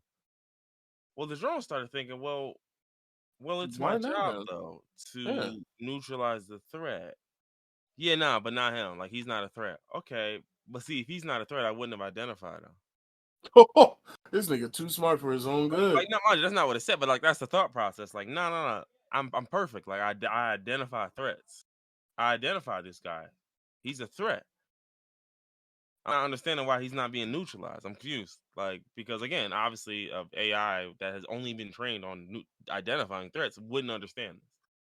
And Right. so what happened was the system or the AI started realizing that while they did identify the threat at times, the human operator would tell it not to kill the threat, but it got its points. Like there was a point system that it used to grade Hmm. its like task, right? It got points from killing the threat, right? So it started to get to a point where it started realizing, well, if I get the most points for killing the threat, and when you tell me not to kill the threat, I have less points. I gotta find a way to kill the threat. So I what the don't drone like did this. was the drone decided to simply just kill the operator because the That's operator was not stopping it good. from getting, getting through to kill its objective. And so what was even funnier was they went back in, right? And then they retrained the system like, hey, you're not allowed to kill the operator, man. Come on. You can't do that. It's bad. You'll lose too many points if you do that. So the system said, I'm sorry. I'm sorry. I didn't mean to. Same thing happens, right? They identify some threats. Yes. Boom. Handle it. Yes. Boom. Handle it. No. Okay. Yes. Handle it. Yes. Handle it. No. Then it was like, nah, you know what? Y'all niggas gonna stop telling me no. I'm going to kill. Y'all gonna stop telling me no. So the drone then destroys the communication tower that the operator Ooh, is using to communicate with the drone. yo, nah, that's wild. And this is all a simulation, right? Yes. Now, what happened was there was a summit about future combat air and space capabilities in London, right? Mm-hmm. And a Air Force colonel was here, and these were the remarks that he gave, right? Now, first off, we'll get into the learnings we've learned here in a second. The funniest part was the United States Air Force chimed in very quickly. And would you like to know what they said? What they say? They, in a statement to Insider, the United States Air Force denied any such virtual tests took place. The Department of Air Force has not conducted any such AI drone simulations and remains committed to ethical and responsible use of AI technology. It appears the colonel's comments were taken out of context and were meant to be anecdotal. How could that possibly be anecdotal? It appears the colonel's comments were taken out of context and were meant to be anecdotal. So you're just gonna keep saying that, huh? You're not. I'm not gonna get any type. Okay. Well, the way we feel about it is that the colonel's comments were taken out and were meant to be anecdotal. Why? I don't get why they're lying though. Like, what's the harm in you ran a simulation, so you realize that AI is bad? That should be a good thing. Well, I mean, I think they don't even like. I think the military probably would not like anyone to even think that I'm using AI in In combat and war, possible war yeah. situations. Okay, Like yeah, I that's don't even want y'all to consider that, to be honest with you, because you're yeah, no, that's automatically some gonna dirty go work. to the ethics and the you know what I mean, like A random robot deciding what human life is worth and following directives. Yeah, robot. no, that's kind of sketchy. Yeah, and the robot said, "Bro, look, man, I'm here to tell you right now, bro. Like, stop talking to me. I'm trying to Listen, identify threats. Stop talking to me, yo. Stop I'm communicating." here to kill threats, nigga. I found the threat. Stop telling me not to kill this nigga, bro. I'm gonna kill you. That's one of those like when your girl keep texting you, nigga turned his phone off. Like, Niggas hate their you girlfriends. know? Drone just said, "Oh my god, bro, I'm turning my shit off here. I'm over um, this." that is some scary shit though to think about. Like, you tell a drone what to do, what not to do. He said, "Nah, fuck that." He destroys the communication tower so he can no longer get directives from you. And but see, That's that's the part I feel like with AI that even though it seems like ludicrous, I think that's the worry is that I feel like AI is like the deceptive genie. Like, do you know what I mean? Like, where it's just like you It's like ask, the monkey's paw. it's I don't know what that means. You the monkey's paw grants wishes, but they always come with an ironic twist Literally, that yeah. comes to your Like detriment. it's like some shit like that. Like it's like a really deceptive genie. He just, yeah, tell me what your wish is, and you have to perfectly word this wish, or, Mm-hmm. or else Yeah. he's gonna give you exactly what you asked for. You're like, I want to be. Let me think. Let me think. I want to be the most talked about basketball player in the world, and he's like, done. And then you wake up and you're Brittany Griner in a jail cell, and you're like, wait, wait, wait, wait, wait, wait, wait, wait, wait, hold on. It's like you gotta be super specific. Like, well, you said smoking the target at all costs was the ultimate goal. If you know there's a possibility, you can tell me, hey, no, not that guy. I don't think that should be my directive. Like, I Yeah. think that's the directive you use when there is no, hey, no, not that guy. Like, It's almost like we shouldn't have AI in combat situations, and a human should decide who talk about is a threat or not. yeah, but then I'd That's have just to my thought. pay You have to pay the niggas that made the AI. yeah, but then I'd have no, yeah, well, I don't have anything to counter that, but fuck you. If anything, you gotta pay the niggas that made the AI more than you pay random soldiers. And you Them paying niggas just gonna go out there and die anyway. stop. Stop. Stop. I said the quiet part out loud, didn't I? Stop. Wait a minute. Oh man. Listen, do you want to pay an engineer $400,000 a year to craft this beautiful, perfect AI situation, or do you want to pay a nigga $35,000 a year and pay for his college? Craziest part is you gonna pay that engineer all of that money and it ain't gonna be perfect anyway. Hell no, nobody can perfect. If we could perfect AI, we would probably be in a utopia right now, or all dead. Either one of you. It's either the Terminator route or robots are servants and we're in a better world route. Just depends. What does it depend on? Depends on how they were programmed. Ah, see? Ooh. He got me. He fucking got me. That was actually the point. Remember that game I played a few months ago, Atomic Heart? Mm-hmm. That was the point of the game. Like, these robots were secretly designed with combat initiatives, and somebody activated it when it wasn't supposed to be activated, and they took over town and killed a bunch of people. If it wasn't designed with any combat initiative whatsoever, they would have just kept doing their job. Mm-hmm. It's always humans that are the downfall of humans, but they use robots to do the dirty work. To usher it in. Yeah. Like if you why can't we just create something and not use it as a weapon at some point? Because like what's more important in this world than having weapons? Literally anything. Anything.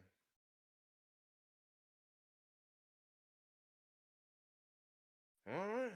Well, Yeah. that being said, man, uh I for one am going to be giving very specific commands to my AI mate. I've You gonna already actually get one? I You mean, know what? Let me not even front. I'm gonna listen, get one. I know I I am. got if yes and if no statements in that hole. Like man, Clear prime directives. Yes, no only. not yes, no only. Otherwise, you get a Yeah, situation where the yeah. command tower gets destroyed. He said, "Okay, yeah, but you told me taking care of the kids was most important, and you yelling at the kids right now." So, It's like that movie Megan. You said you watched Megan, right? With your yeah, girl? yeah. Yeah, she told Megan to take care of the girl. She literally got rid of a child because the child was bullying her. Mm-hmm. Yes, she That's should. Yes, she should. see, that's why you give very specific directives. Mm-hmm.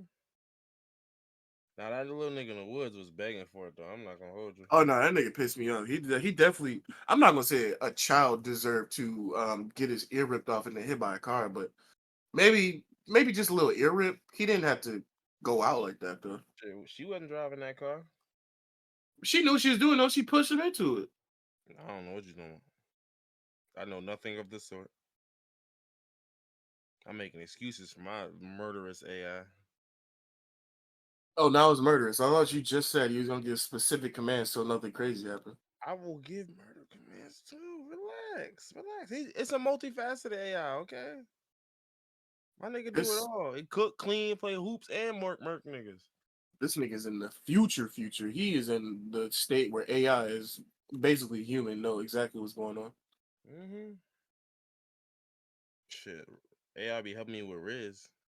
I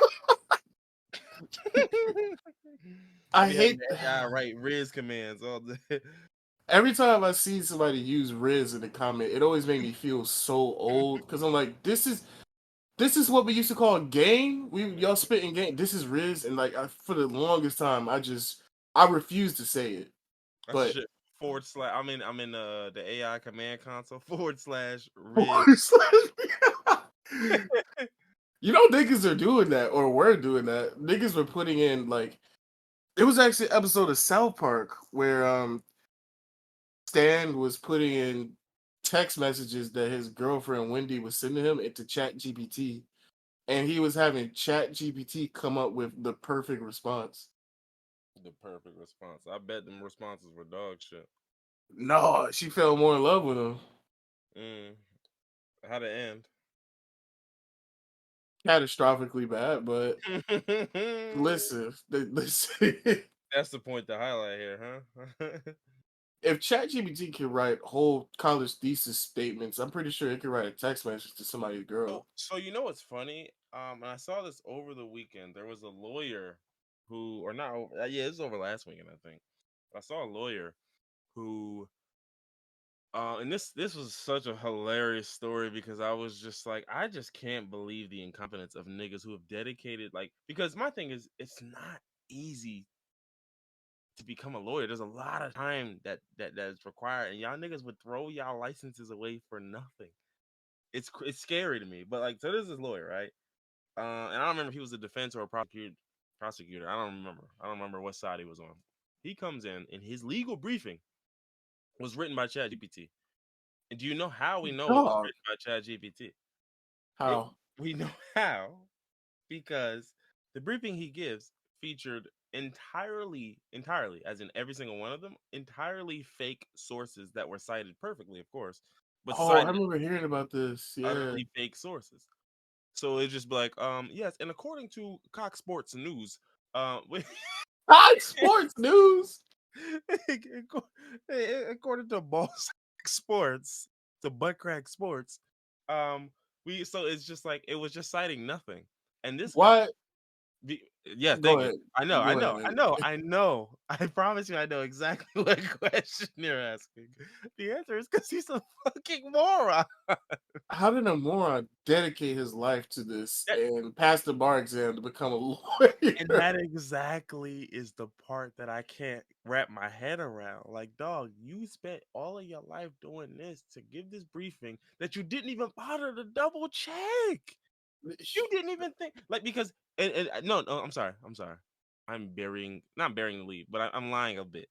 He did bother to check. Do you want to know He how he was just checked? so stupid. Oh my No, no, god. no. He put another AI? Ask me how he checked.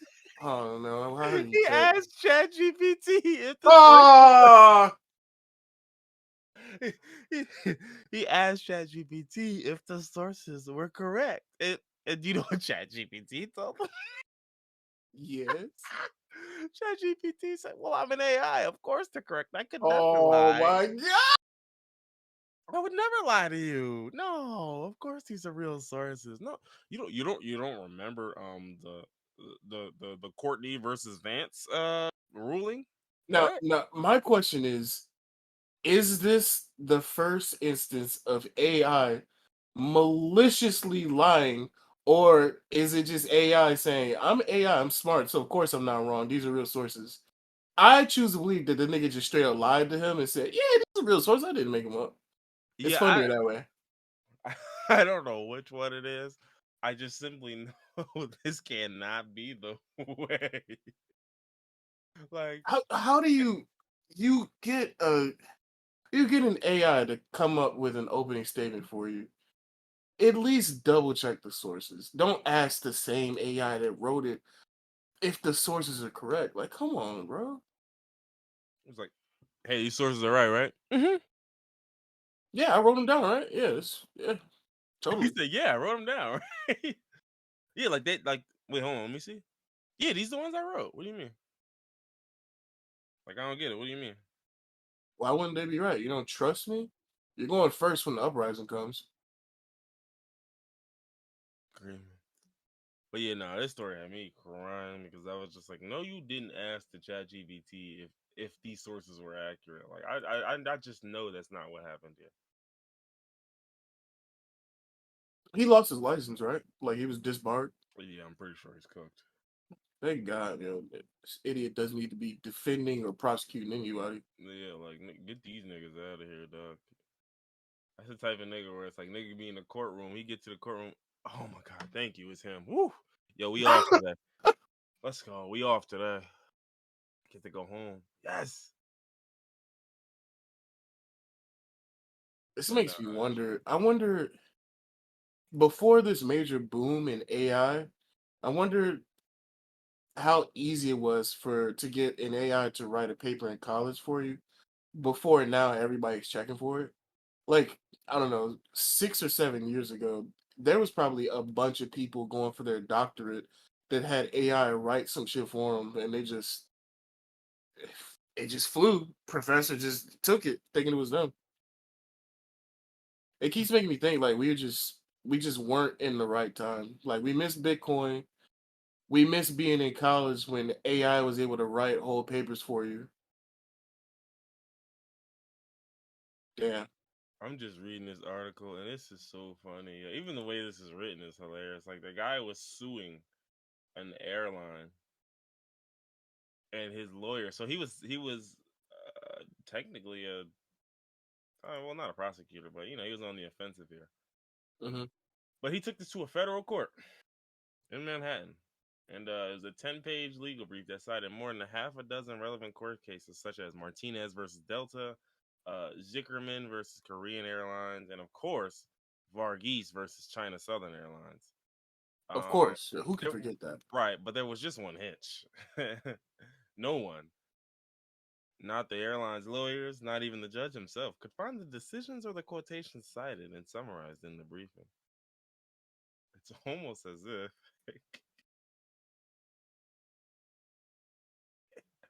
he even asked the program to verify that the cases were real. It said yes.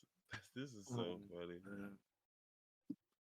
Never prayed on anybody's downfall like this, man. You deserve it. Prayers down. Ouch a lot. Go be something else like a plumber, bro. I'm just still looking at this shit like.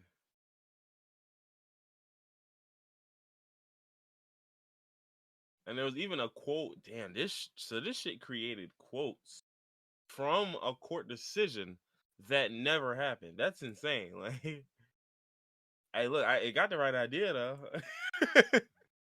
He just needs some real information, not just cap. But yeah, This is no, a it's sick just Nero. and don't get me wrong, it's a nasty world we live in because now you just gotta hope your lawyer coming to court with a real brief. Imagine this. Imagine if this was your defense attorney, your public defendant. He coming in with a Chat GPT prepared defense for you. Imagine a lawyer. Imagine a lawyer asking Chat GPT to put together an entire court case, even down to where you object, where you sustain. All the court terminology. It puts together like a whole, basically a play. A game plan. What if AI gets to the well, I mean not what if, it will get to this point. But when AI gets to the point where it's able to scan the internet, and so ChatGPT, you tell ChatGPT, I have a case coming up. Here is my opponent, the prosecutor. Here is the judge, and it could scan the internet for all the cases that the judge has reigned over and the prosecutor has reigned over or prosecuted over, and it could create an entire log of how the court case will go, like what the prosecutor is going to say, what the judge is going to say. That'd be kind of mind blowing. It would, but based on what I've seen, we've got quite some time until we get there. Oh yeah, at least like probably about 30 years. Yeah, shit. Let some of these Right young now, niggas it's get making there. up sources. They'll be like, yo, 5 years it'll be real. I'm like, bro, y'all don't understand the pace at which technology moves. Niggas That have been shit. working on AI since the 80s, probably 90s. We're just now getting to the point where it's hitting mainstream and it's creating content.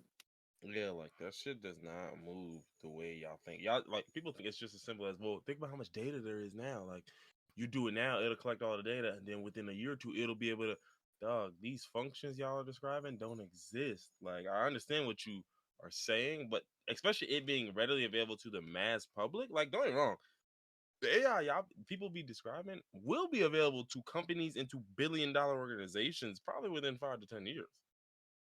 But in terms of when You not the getting rest that. of the niggas get it, yeah, like when y'all are gonna get y'all hands on it, baby, y'all gonna get dumbed down versions that y'all can use for meal plans and shit like that. Like nothing special.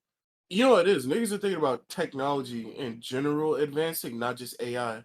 Because like Mm. if you think about the boom of technology that we had in the last 50 years, we went from basically the fucking Stone Age to the Jetsons from World War II to now. Not Like even World War II. If you really want to go like 19 this fucking the 70s, yeah, yeah, 70 or 80 onwards, nigga, like just in 50 years, you've gotten we had a AI. crazy technology boom. So niggas are equating technology booms which happen to AI specifically. AI Yeah. specifically hasn't advanced. Look at, like I said, eight niggas been working on AI since like the 90s. It hasn't advanced that much Yeah, it hasn't. Like that's what I was telling people. Like, since bro, then. I remember I used to speak to the one of them little chat bots that the conversational AI that they used to have back in the day, like the Simon joint or whatever. I forgot the name of that Hmm. nigga. But it's like, dog, that was back when AOL existed. AOL, MSN for some of you old niggas. Like, dog, like that was 20 years ago. You tell me right now we're still at the stage where it's creating fake citations. That's in 20 years. Time does not move the way y'all think it does. I promise. Not for AI.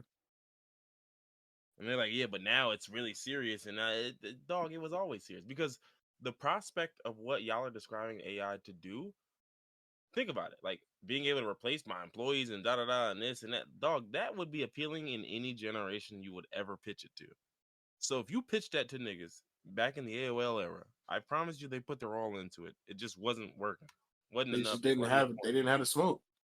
They But had that now dog in them. pitching it to niggas and don't get me wrong, niggas is rocking with some of it now, but it's like it's gonna be a long time before niggas get there. Like I just don't. I just think we drastically overestimate that pacing and how that's gonna come about. So I don't know. We'll see.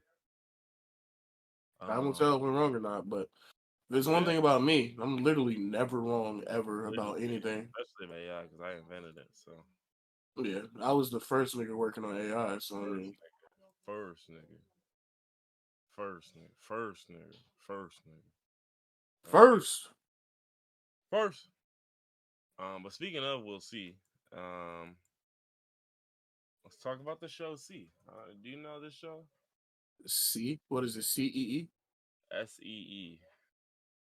No, never heard. I haven't even heard about this. Called C. It's on Apple TV. That's probably Oh, why. that's why. Yeah, And no. honestly, I've never heard of anything ever on Apple TV, and they've got some shit on there. I'm I've about to heard start. of that show with the dude from SNL is on there. The dude, the soccer player, not the Mm, soccer player, the soccer coach. That's on Apple TV. okay. You know what I'm talking about. Yeah, I just heard the name of it the other fucking Is his day. name Jason Sudeikis? Is that his name? That guy. Yeah, I know. Yeah, yeah, Barry? yeah. No, not Barry. The other Not one. Barry. No, Barry is Bill The other one. Hader. The other one. Ted Lasso. There we go. Ted Lasso. That's it. Yeah, that's on Apple. That's on Apple. Um, God. they got some heat, but No, I'm I not know they paying do. for fucking Apple Oh, TV. I'm no. just not. Yeah, that's the beauty. I'm not paying for any of this. But yeah, no. Like, so C is a series, right? Hmm. Directed or created and written by the same guy who wrote Peaky Blinders, another show I watched, pretty good show. Okay. Be So watching basically, them British niggas like that. there's no British niggas in C. No, I'm Yeah, talking about Peaky Blinders. Oh yeah, I did watch that. That's like ultra British. That's like Cockney 1917 British, right? Yeah, type shit. I fuck with it. I respect it. But yeah, so literally, let's see. Oh, this shit was all filmed in Pennsylvania. That's what's up. But anyway, so C is a show. It's a sci-fi drama. Basically, it has Jason Momoa and Alfred Woodard in the leading Oh, roles. So it's set in a post-apocalyptic dystopia in the distant future where humanity's descendants have lost their sense of sight, and the ability to see is considered to be a myth and hearsay. The plot is that set in does sound motion. interesting. The plot is set in motion by the birth of two twin-sided children in a mountain tribe. What does twin sided mean? Or did you mean two twins that can actually Two see? twins that can see. Yeah. Okay. Yeah. So it's and honestly the That's an one thing interesting concept. yeah, it was. When I read that I was like, "Oh, okay." But even for me, I think watching the show, it's been very interesting to see the amount of detail that goes in because like I'm like I know y'all had to consult some niggas for this because Like blind niggas. yes, because it's a show where everyone's blind and so you see it in every scene where it's like the way people walk, the way people move, you know what I mean? Like the way people, even the way people speak. And that was another thing, like watching the show that kind of blew mine, where I didn't even really think to myself, like our language, a lot of our language is colored by the things we see. Yeah, just saying that just made me think like yeah, literally. Like in the show, like literally the sun, they don't know the sun to be the sun. It's called the God flame, right? And and then in the show, it's like there's another thing where like they even brought up something about the concept of shine. And somebody was like, what the fuck is that? Sean, like from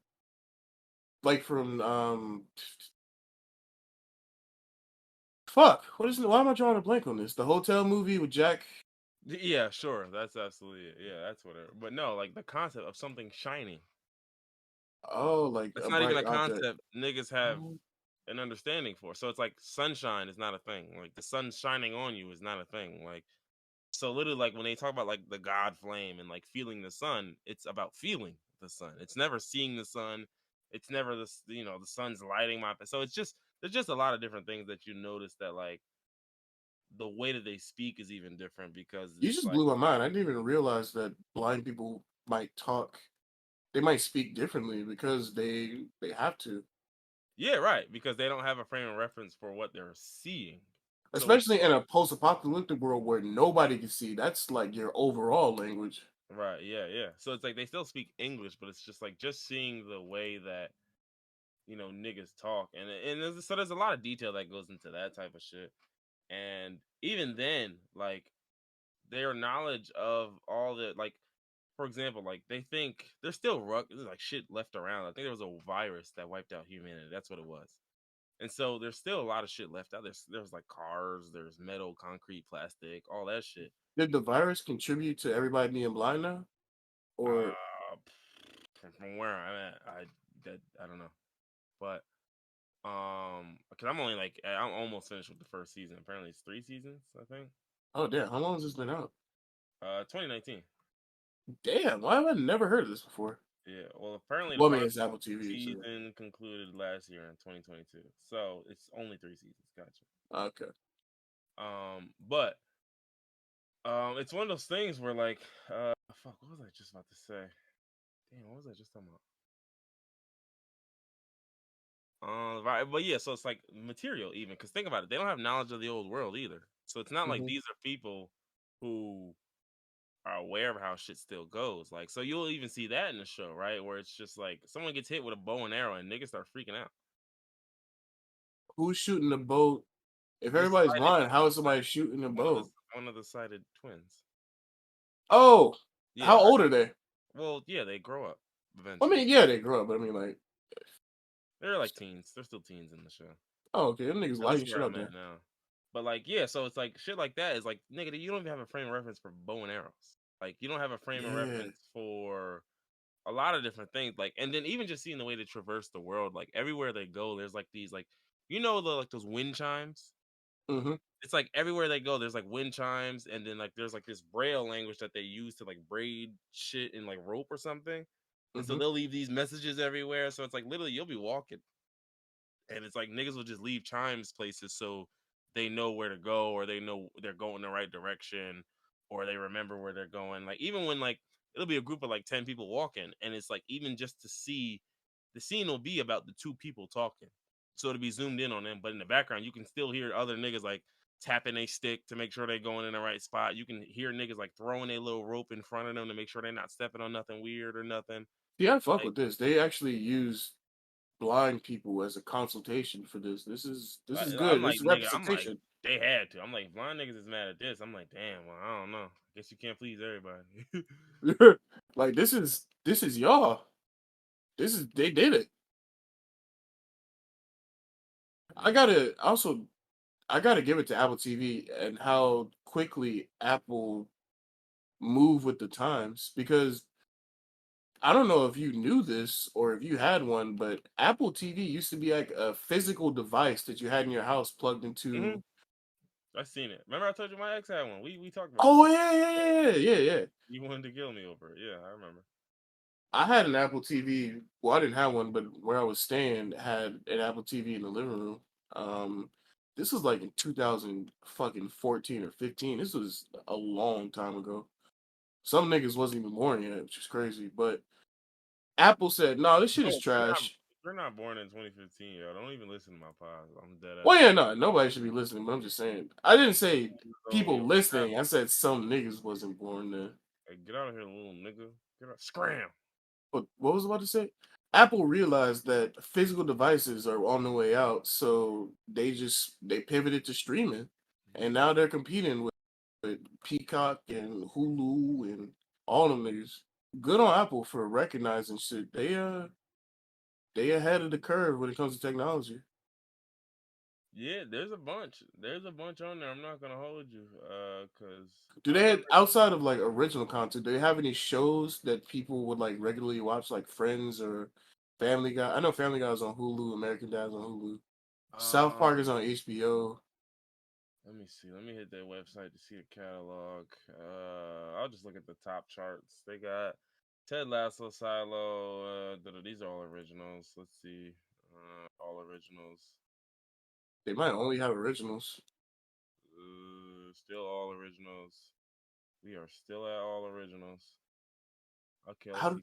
Top movies. Are these all originals too? Okay, they got regular movies. 300. Cloverfield. Some other shit. Okay. Originals. Future releases. Da-da-da. They got live sports for baseball. It's looking like it's only originals on here, with the exception of a few movies. that's even more impressive. How have they sustained themselves and made this much money to stay afloat Well, it is Apple. with only shows? Yeah, they got Tom Hanks. I didn't. Damn, that Macbeth joint was an Apple TV joint. I didn't even know. Yeah, with Denzel Washington. Yeah, Yeah, I didn't even know that was an Apple TV only joint. No wonder why I didn't hear or see anything about that. Well, this is I nominated for three actors or three Oscars, but whatever. I knew it was Apple TV, and I knew I was never going to see it. It's Because like, man, that's tough. Never gonna see that. damn, Denzel Washington. I wish I was seeing this. Not. I wish I was seeing this. Yeah, I'm looking. It's almost. Yeah, it's all originals. Outside of movies, all original shows. Yeah, kudos to them, man. They doing the damn I thing. haven't heard a single fucking one of these. I'm literally looking, and I'm just like, dog. Besides Ted Lasso and maybe Foundation, maybe I've heard of that.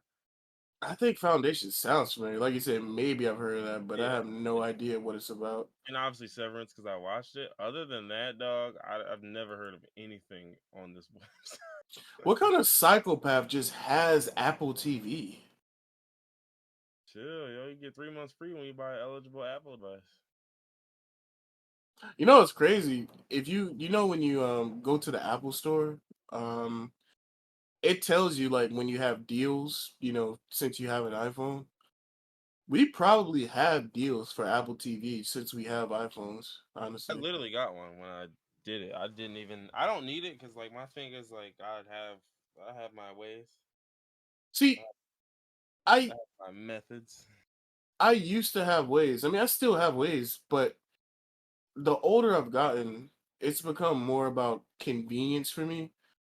Like 90, if not 100% of the movies that I watch now, I have a link for. It's just feel It's like, less convenient doing that. Yeah.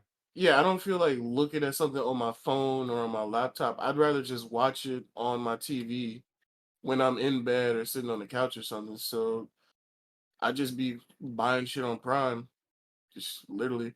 But if it's some shit that like Netflix, if Netflix start doing some crazy shit, I'm I'm going to pirate all of Netflix's shit. Just off principle, just off GP. I'm pirating your shit.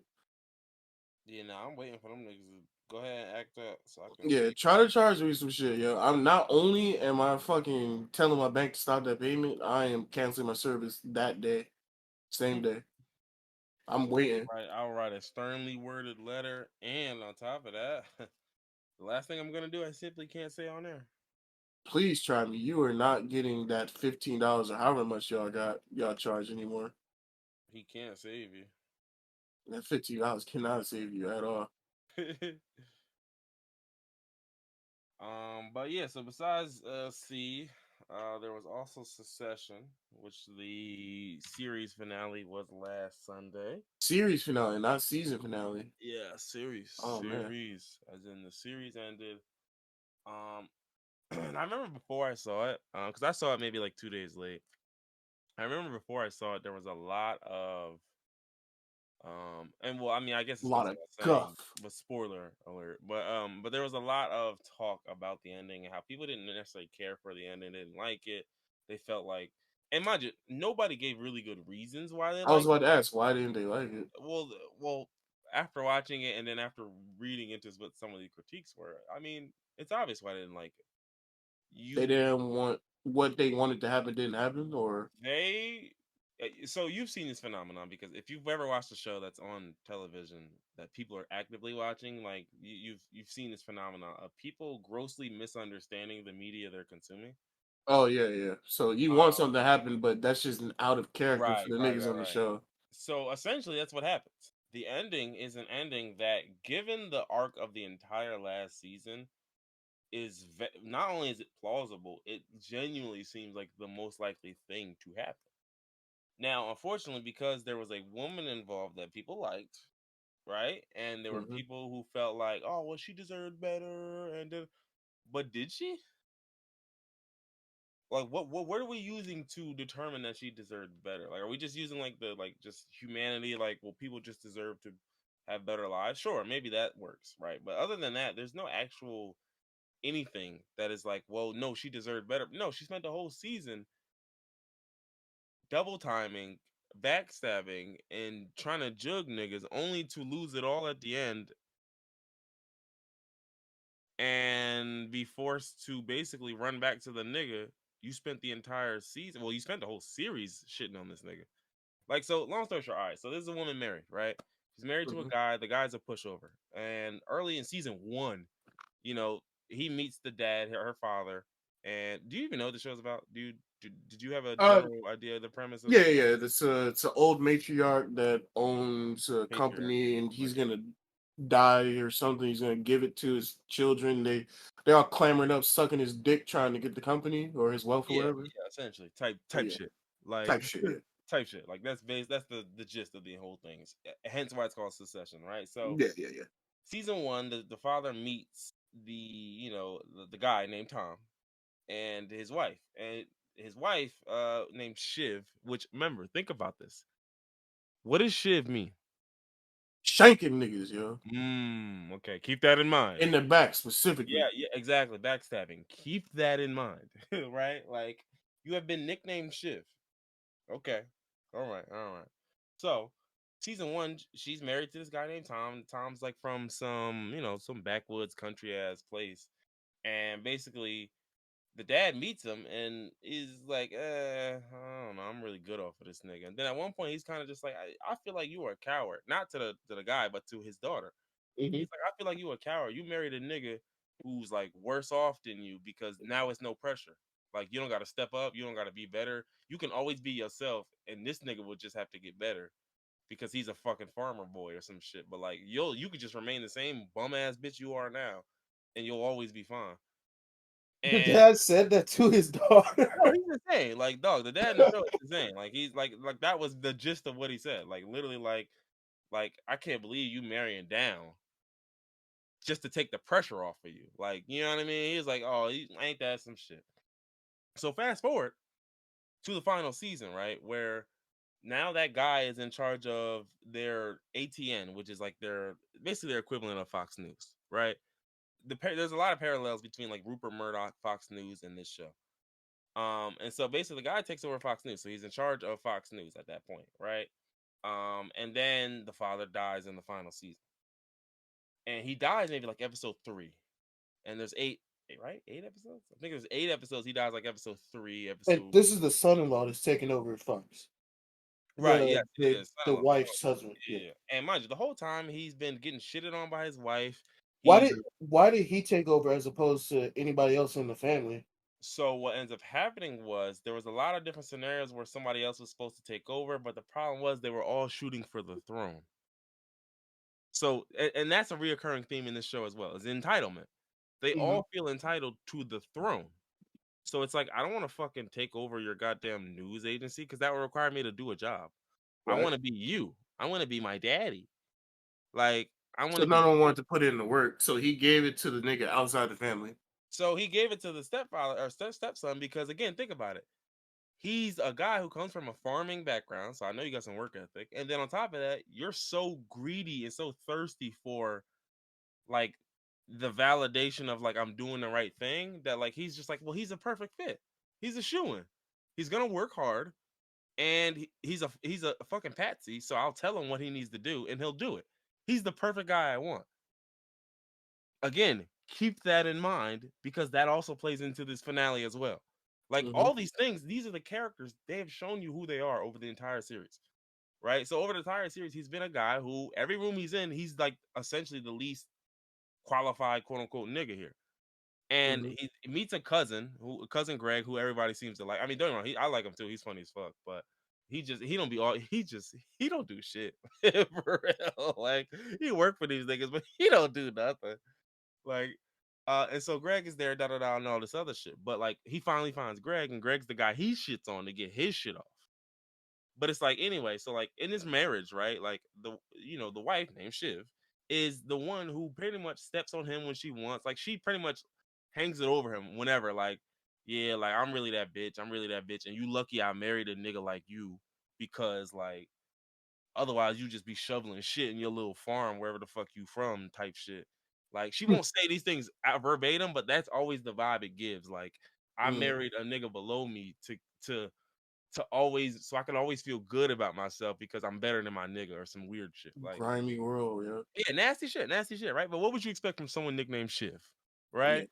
So the final season comes, the father dies, and what ends up happening is the father passes, and now, it's like, well, who's gonna take over the throne? And there was a deal in place, right? Where they were selling their company to one of the Skarsgård brothers. I don't remember which one because they all look the same to me. Like his character or Character, actually him? his Oh, character. No, okay. no, no, his character. I don't know which one it was. I don't think it's Alexander. Was That's it the one from True Blood or is it the one from It? I'll tell you right now. I don't think it's Alexander though. I think it's the other one. Wait, which Uh, one is Alexander? Is Alexander the one that's oh, popping now? it was Alexander Skarsgård. Is Alexander the one from True Blood or is he the one that's popping now? He's the one from True Blood. Oh, okay, okay, okay. Got His you. I got you. I'm with you. sibling Bill is from That's John the nigga Wick that's from It. yeah. He's going crazy in Hollywood right now. Good for him. Yeah, from John Wick from It, from the Eternals, all of that shit. Yeah. He But was in anyway, the so Eternals. yeah, apparently. Oh. But so what happens is in the final season they're selling their company to Alexander Skarsgård, right? And that's Hmm. the deal that they're negotiating. And long story short, the sons are like, "Yo, we have enough stake. we've got enough. The son and the daughter, like we have enough stake, we have enough everything. We can pretty much override dad's decision. He wants to sell the company because in his eyes, he's looking like, nigga, none of you niggas are good enough to follow after me and run this shit. I would much rather just sell it, get the huge money that comes from it. I'm finna die soon. Y'all finna just get the money and then figure out what y'all want to do with y'all lives. Why? So, like, if their whole goal is they want to be rich and powerful, why wouldn't they just let him sell it and keep the money? Or is it like a power trip? They Yep. want to be in charge of the Yep. company and everything. Exactly what it is. That's why it's called secession. Like, because think about it. My dad ran this shit his whole life. He promised me this, and he promised all of them. He promised literally all three of these niggas everything. Like, I promise, yeah, nah, when you come of age, yeah, it'll be you. Promise the other one, yeah, when it's you, yeah, it'll be you, bro. Promise them. So it's entitlement. But again, that's the point. That's the reoccurring theme through the whole shit is that these niggas have so many good options to cash out here, to do this here, to just find a place to form their own legacy and blaze their own trail. But they're so fucking focused on what they feel is entitled to them because That's it's just my daddy's insane. empire, right? It's Fuck my daddy's empire. If I my should be the daddy king. leaves me $7 billion, No, which no, is no. way more than that, Fuck that, because my daddy was a king, and I want to be a king too. you can be a king of your own empire. You don't have to take over the dead one. No. Like, but that's the point. That's the problem, right? And so that's the whole thing. So then finally at the end, that's their whole big thing, right? Is they're like, all right, well, dad's trying to sell, and basically we won't have a chance to run the empire if he sells. We'll have to build our own empires. And again, it speaks to entitlement. It's not even about, like you said, the money probably works out for you better if we sell, but it's not about the money. It's about succession. It's about succeeding my dad in the role and coming after him and filling his shoes because I want to be just like my like that's all three of the kids. They're losers. The whole point of the show is they're insufferable, entitled brats. And so that's why it's so fitting that in the end, all three of the brats lose. Love to see it. Yeah. It only makes sense because the father, before he passes, is just like, I'm just selling this shit off. Y'all get some money. Y'all do what y'all want with your life. Because I don't want you niggas running my company when I'm dead. No bullshit. Like, and that's basically why he was going through with this deal. Because it's like, bro, I don't trust none of you niggas. None of y'all are ready. And y'all grown as hell. And it's over with. It's over with. Y'all niggas is grown. And y'all, you 40 and you not ready. I'm over it, dog. I'm not about to, I'm not doing this no more. So then he dies, right? And granted, part of all of that fighting that they did to tank the deal is probably part of the shit that killed him because the dad ended up finally like going to them and basically like asking them like, yo, listen, like what can we do so y'all can stop fucking with this? Because I just want to get this deal done. Da da da. And then they start tough talking to dad like, oh yeah, we finally got your balls in our hand now. Yeah. Oh, Yeah. nigga, no, don't talk like that. It's over. Yeah, so that's what Yeah, they you're did. cooked. They did Yeah. all of that. And so then their dad passes shortly afterwards. And now they're dealing with the grief of their dad passing and all of that shit. And then what happens is they're trying to tank this deal. So then what Shiv does is the daughter is she tries to play both sides. She plays the guy who they're selling to, and she's playing with her brother. So it's basically like, all right, look, whoever gets the closest to winning this, that's what that I'm gonna jump on that team at the last second.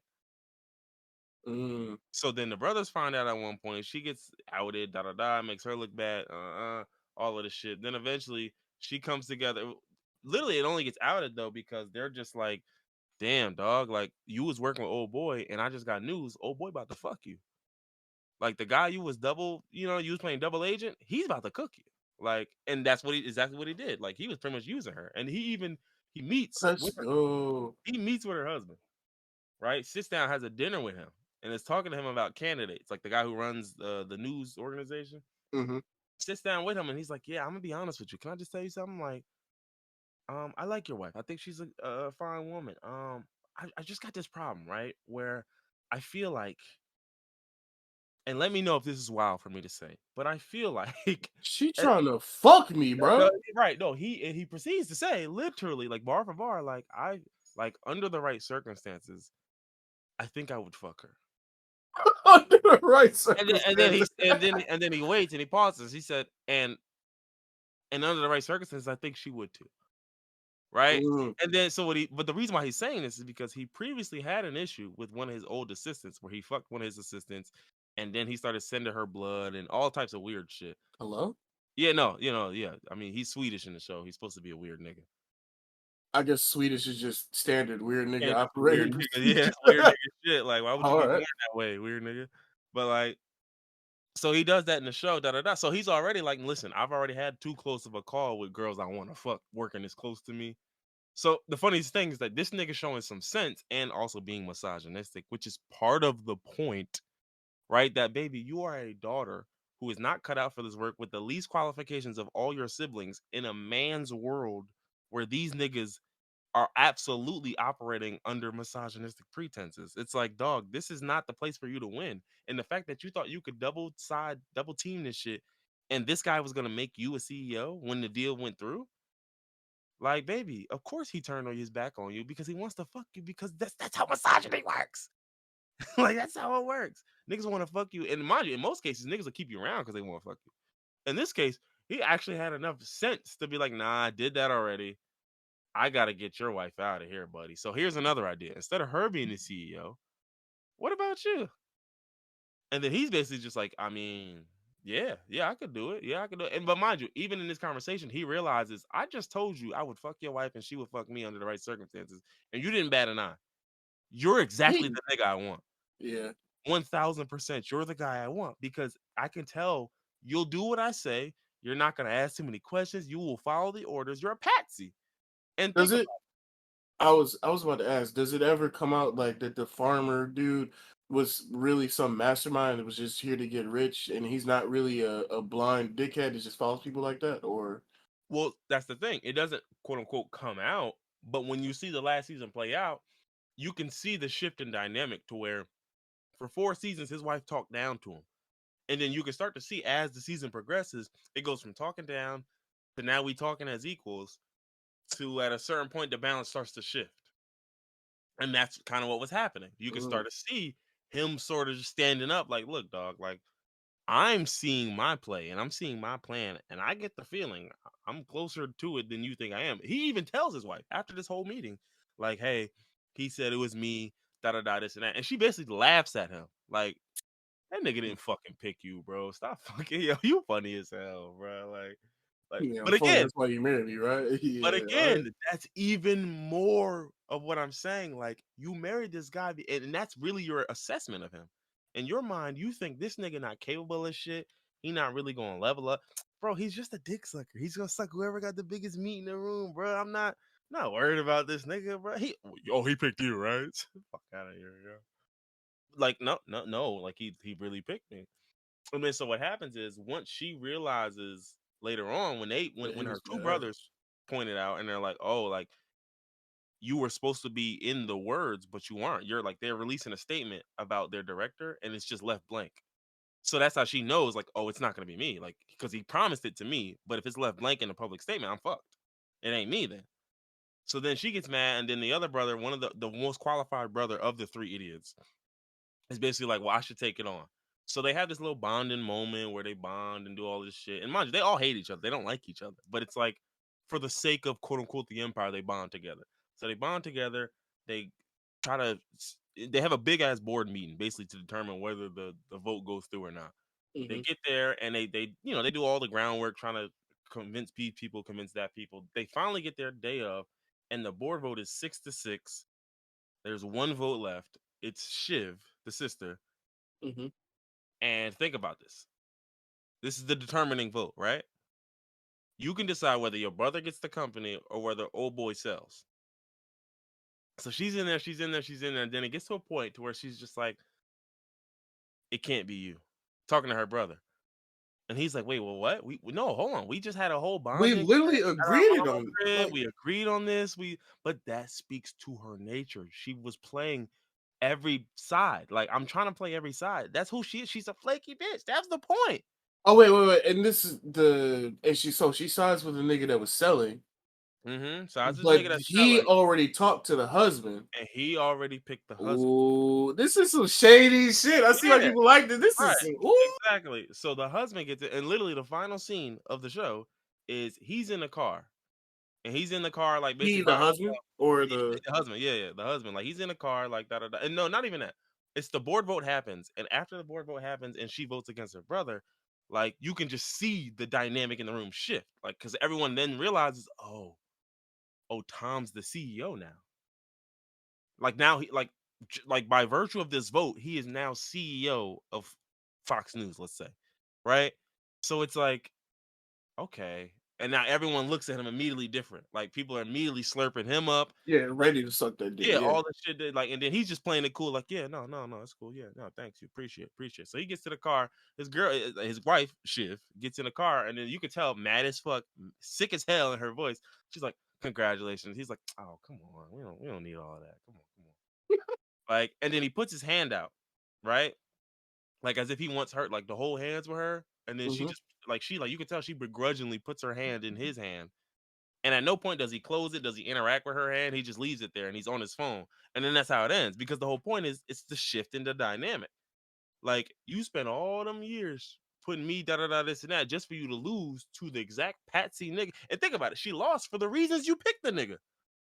That's crazy. Like you picked a soft nigga who would just do whatever the biggest nigga in the room says. Just to lose to that guy because he makes the most sense to be my American CEO because I'm from Sweden. So I don't want to. There's a new president who's mirroring Trump, right?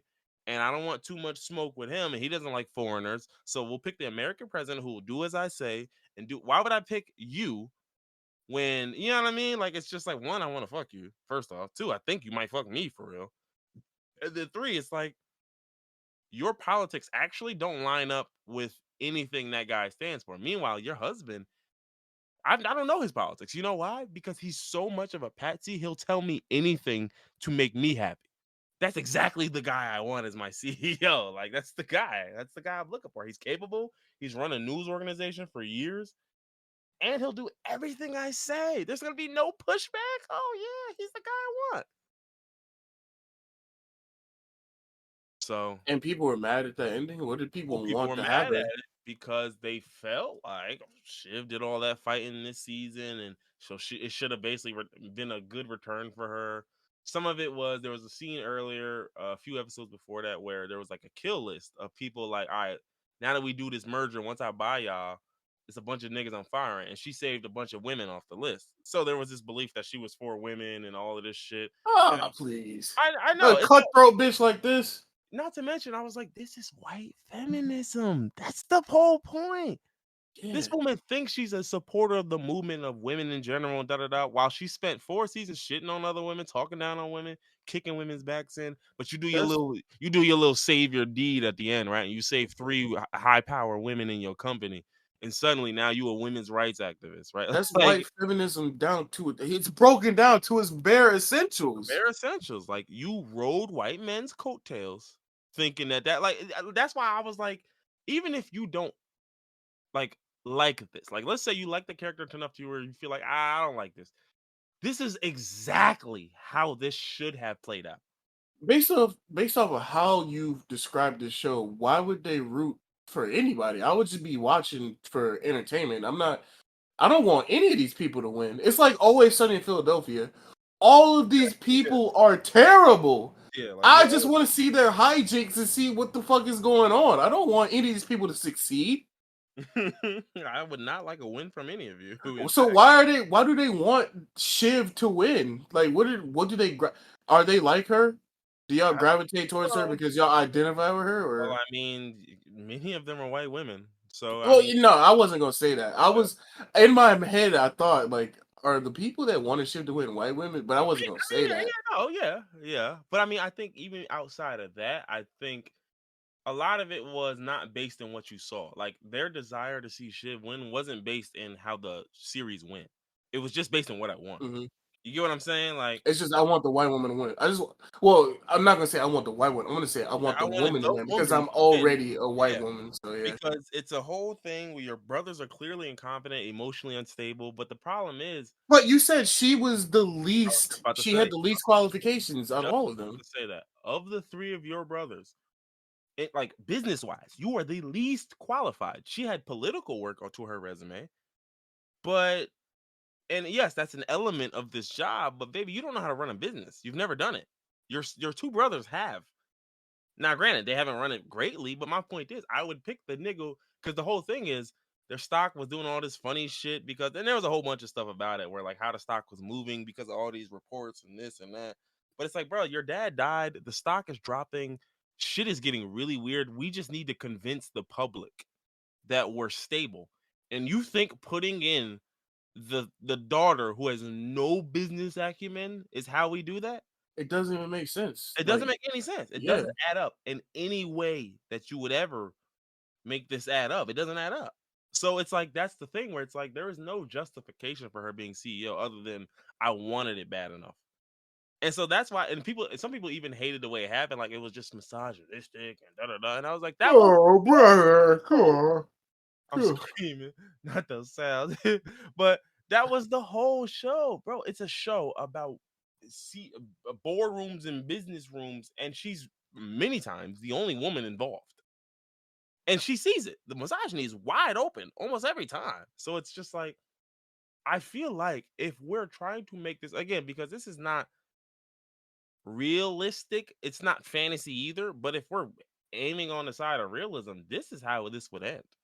I'm gonna pick Literally. the guy who literally makes the most sense for me as a foreign CEO because okay, you got a new president who's talking some America first shit. Let's pick an American guy to be CEO. Okay, cool. But do I want the woman who I want to fuck really bad to be CEO or her husband who's a dick sucker? And I still might get the fuck at some point since Right, exactly. I'm putting the husband, so I'm gonna have access to the wife. I might get the fuck at some point. Like, dog, we could still make this happen. Like,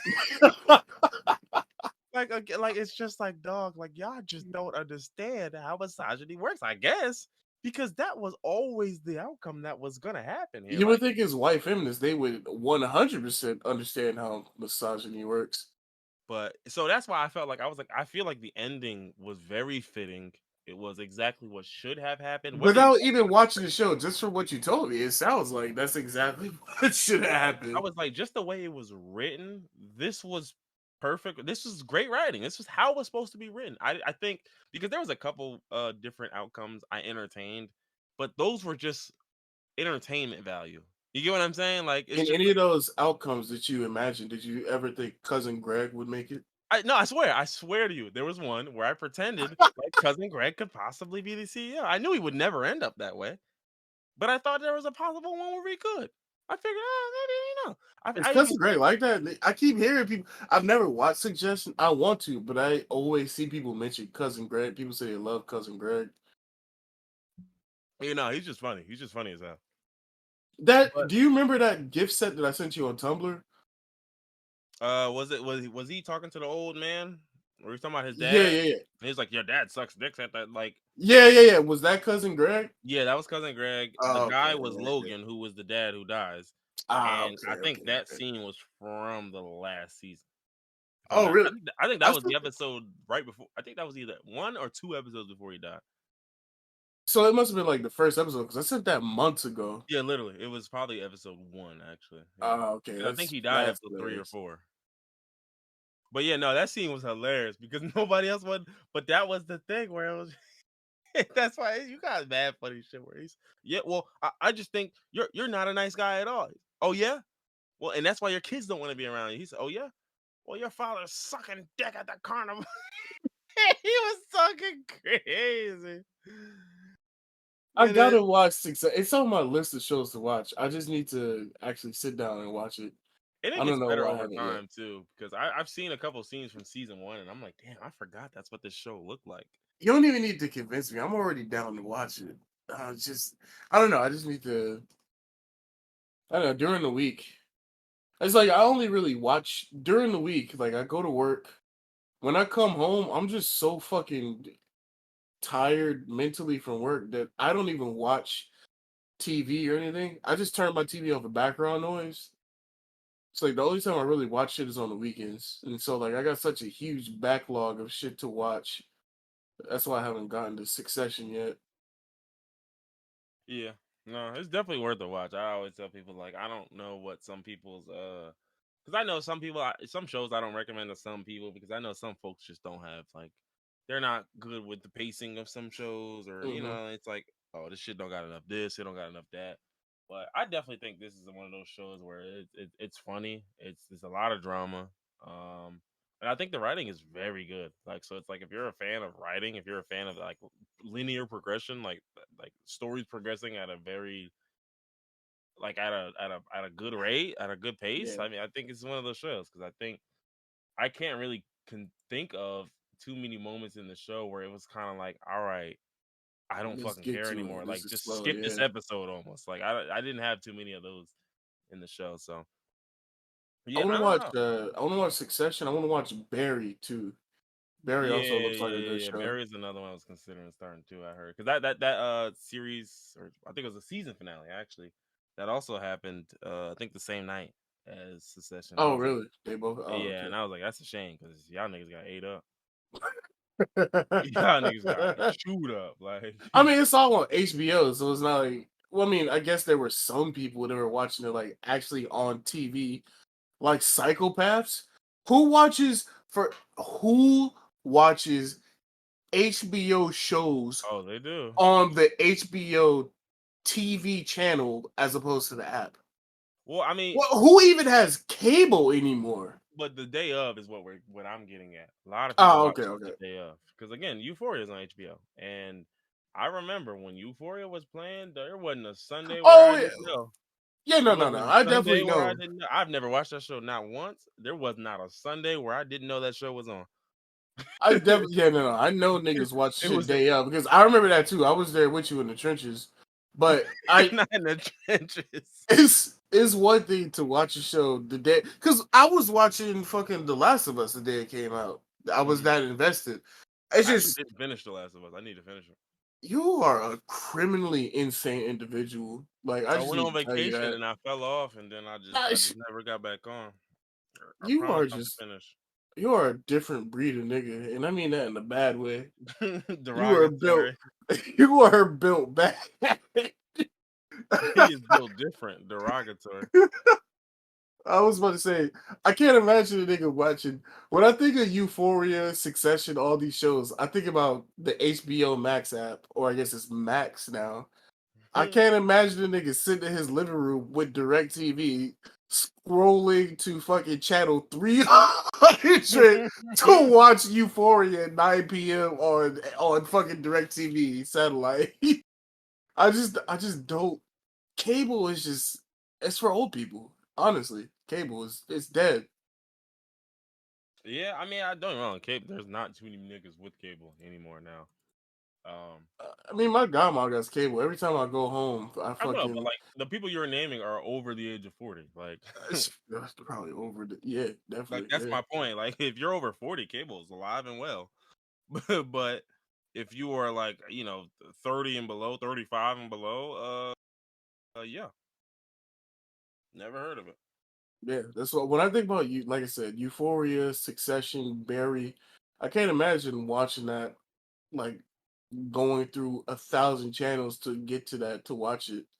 I would. It's at my fingertips. I could literally just go to the Max app and just click on Barry. It's there.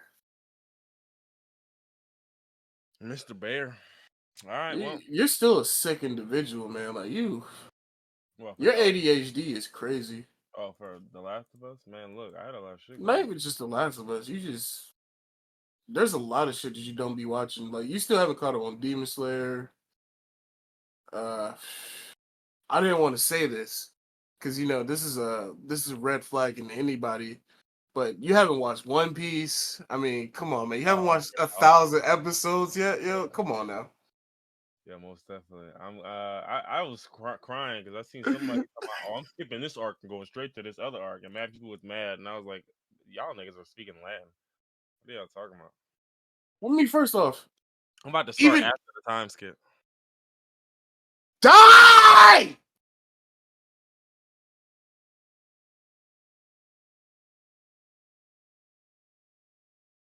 So like, it's just like people in JoJo. It's like when people say, "Oh, I'm gonna skip part 1 and 2 just to get to stands at JoJo's." Not one Don't do that, bro. Like 1 and 2 is insane. I think skipping any one of the parts is nuts enough, but skipping 1 and 2 is kind of crazy. Okay, so you say that about JoJo's, but a nigga said he just go skip to the time skip. That is 600 episodes. That's insane. All right, 601. Let's go. What? I don't even remember this. What was the second arc of JoJo? Was that the Hamon and the Pillar It Man? was Hamon. It was. Well, I mean, both arcs were Hamon, but it was Joseph, and he was fighting Cars. Right? Yeah, the Pillar Man. Yeah. Yeah, easy, DC. ACDC and ACDC Wamu, and I don't remember the other one. He's very forgettable. I don't remember the Yeah, other Cars, dude. right? Those are the three, right? No, Cars was the main nigga. It was ACDC and Wamu were Santana. serving. I never heard of you, nigga. Santana, that was a nigga. He was the first Pillar Man we saw. He was in the well. He was stoned up in the well, and Jonathan found him and fought him. That was the dude that can manipulate his body and squeeze into tiny spaces. Yeah, that's why I'm not Wamu, Santana. Those I tiny totally forgot about the nigga. Yeah, like I said, he's forgettable because he's the first one. Yeah, like don't get me wrong. I will say, as someone who watched those arcs up into there, I liked one. Don't skip one. If Do I'm not gonna not hold you, if you're gonna under skip any anything, circumstances. skip two. To be I real, won't. I'm not gonna give you niggas no footing. Don't skip nothing. yeah, no, But I like I will said, tell if you. you do skip Yeah, something, I guess too. it's But like, bro, did we need Smokey Brown? Did we need Lisa? Did we? I'm just we asking. didn't need them niggas, but we needed Joseph. Like, cause imagine you start watching part 3, you're like, who's this old nigga with a hand missing? Ah, You didn't watch part 2. Part 4, who is this old nigga with this invisible baby? not the invisible baby.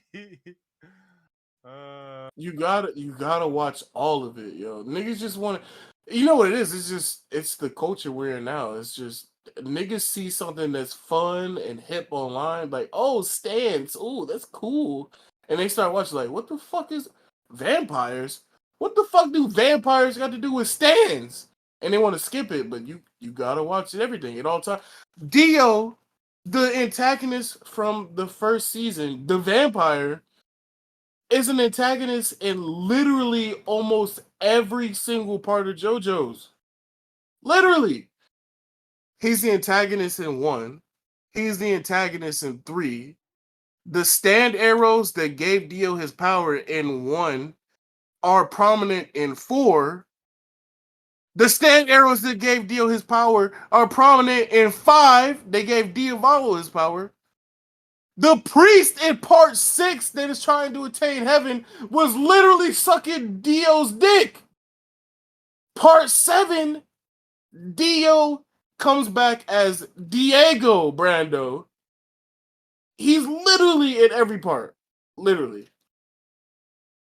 damn, can't wait till the first time I see him is in part 1 and then part 3. Oh, that shit with them gay Egyptian niggas? Nah, I'm skipping that. Them gay Egyptian niggas kidnapped. It's Pride Month? Fuck that. I'm boycotting that. Wait, it's 4 of them? Nah, no shot. Boycotting the gay niggas in June for Shit, sure. I gotta play that next month or something. Did you finish part 6 yet? Of what? Oh, JoJo? No. See, yeah, like I said, you're built incorrectly. You didn't finish Last of Us. You didn't finish JoJo's. But I mean, when was the last thing you watched? Anime wise? I mean, yeah, what else? You haven't read the manga, so yeah, what else anime wise? No, I mean, JoJo. What was the last thing you watched? The last episode you remember? Oh, I remember one where, and I'm probably maybe an episode in front of that, but I remember they were on escape from the priest, and there was one where there was like the barrel. They knocked over the barrel, and there was that whole thing with the room that they was in with the weird ass physics in the room. I think I was like an episode or 2 past that though. You are. Then there was a gator with the. I didn't even see that. I didn't see any of the second part. Like I was remember, going to say you're literally in the first part of it. yeah, I didn't finish the first drop, and then the second one dropped, and I just didn't finish the first drop. Nigga, go back. Do not pass go. I'm watching C. But The first question you tried to answer when I said, "What are you still watching?" What anime have you watched? What was the last one you watched? Probably JoJo. I'm thinking because I haven't. I don't think I've Damn, finished an anime lately. you need to go back to Baki too. Yeah, no, yeah, I'm well aware. No, I'm dead ass. Like, go watch Baki. Yeah. You dropped Baki pretty early, didn't you? You didn't really get that far into the story, right? Mhm. Yeah, you're still in for some treats. You're in for a ride. But then again, you might not be as into Baki as I am because I actually went back and watched like the old anime from the 2000s. And so the way they made the Netflix Baki, they made it so that you can just jump in and not know anything, but it still feels better going in knowing everything about the series. It's like I watched like 4 seasons before the Netflix series. Mhm. So that's probably why I'm so into it and you kind of just dropped it. Yeah. All right. Well, anything else? No, I think Speak we didn't now, really talk forever about hold your basketball. peace until next week. Well, yeah. Okay. We Well, could I mean we Nuggets could wait until spanked them boys game one. yeah. Jokic with another triple double. Jamal Murray was doing the damn thing, and there's only 3 players from the Heat that showed up apparently, which is insane. No, it was 4. Kyle Lowry And showed up for just the fourth quarter. Gabe Vincent was Gabe there. Davis. Why did I say Gabe Davis? I keep thinking about football. Gabe Gabe Vincent Vincent. was there. Yeah. Jimmy Butler was there, although he Bam didn't was there. show up. Bam was Bam there was there. more than Bam fucking. was the main guy. Surprisingly, he was there more than fucking Jimmy. But between Max Struess and Caleb Martin, I was like, yeah, man, I mean, that's I'm surprised about Caleb Martin, but fucking the Max Struess, he's spotty as hell constantly. he is. He is. It's He's a career spotter. not a career spotter, but I'm like, I don't know, bro. You gotta do better than this, for real. Like, I'm hoping for like a surprise comeback of I don't see it. fucking you don't think he's coming I don't back. see it. No. Whoever the How person bad is. was his hand? I know he Oh, broke his Tyler hand, but Hero. oh no, what did you Um, think I was talking about? I don't know what I think. Man, like come back in the series in general. I mean, ain't no comeback. They lost one game. The next game is tomorrow. So I mean, No, I know that, but I'm thinking like to you myself. think they were gonna steamroll by the Nuggets? Well, no, I mean they did, and I think they're going to continue to get steamrolled by the Nuggets. I think this is probably going to be a sweep. Like I think I was at gonna ask, best the Heat look good game. do you think Jimmy is just putting on a show? Like, there's a theory online going now that Jimmy let them win 2 games because he wanted to have, like he wanted to crush the hopes of niggas, but then No, they actually won the third game, so he went out there and put the brakes on in the fourth game. Do you think no, he's putting on a show? Do you think no. Jokic really I don't think they getting anyone cooked right now? is giving games up for any reason. I don't like. I never have believed in any idea that insinuates that these niggas are giving games up. I've never been a believer of. Now, again, like as whether it relates to rigging games, whether it relates to a narrative, like none of that. Like, do I believe that niggas are absolutely, refs are determined? Yeah, all that shit. But like, I've Oh yeah, never for ever sure. believed in my mind like players are throwing anything or giving anything up, even if they're up 3-0. I've never believed that because why would you do that? Why would you ever play with your food like that? I don't. That it's just no. I don't believe that. Now, granted, that doesn't mean you can't show up to a 3-0 game and shit the bed or show up to a 3-0 game with just the wrong focus or something like that. Yeah, it happens all the time. But I just no, I don't ever believe there's a world where you let the Celtics a game or two to really crush their. Nah, if you really wanted to crush their hopes, bro, to me, in my opinion, sweeping them would have been really crushing their hopes. Because think about it, you're the number 2 team in the East behind just the Celtics or behind the Bucks, and already handled the Bucks. Then I run into you niggas and get rid of you niggas in a sweep. That's a whole different thing. And then we get to sit and rest. Nah, you never pass that up for some weird narrative about, you know, killing a, crushing a heart, or It's crazy the amount of people that I saw saying this too. I saw a lot of people saying this. bro. These are fan fiction. This is fan fiction. Literally, Niggas yeah. are on Wattpad, bro, just writing stories. Cause that ain't really how shit work. Like no player worth his salt is giving up a game. It's just not. It's just not happening. Or giving up multiple games. Yeah. Do you think there's no scenario where the Heat wins? You said you think they get one. You don't think they? No, I listen. Like I said, if the Heat win 2 games, I would be fucking flabbergasted. Um, I I don't. I don't see any scenario where the Heat win more than 1 game. So I'm conflicted in this series because I want Jokic and Jamal Murray to get a chip, but I also want Jimmy to get a chip. And how many more runs do you think Jimmy has as playoff Jimmy where he can just play at this level?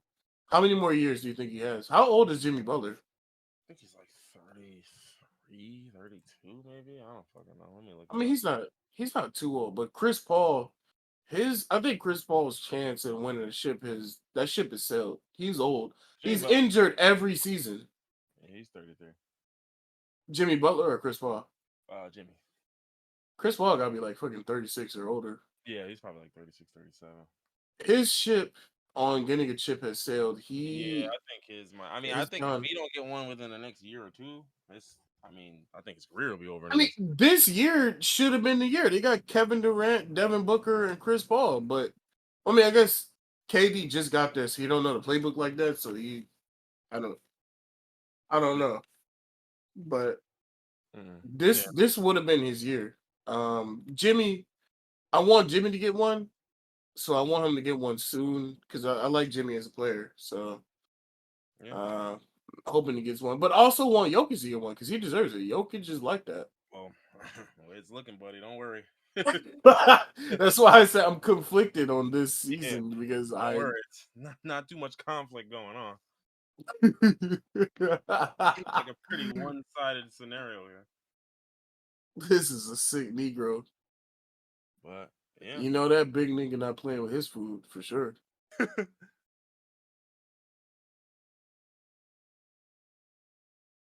But anything else?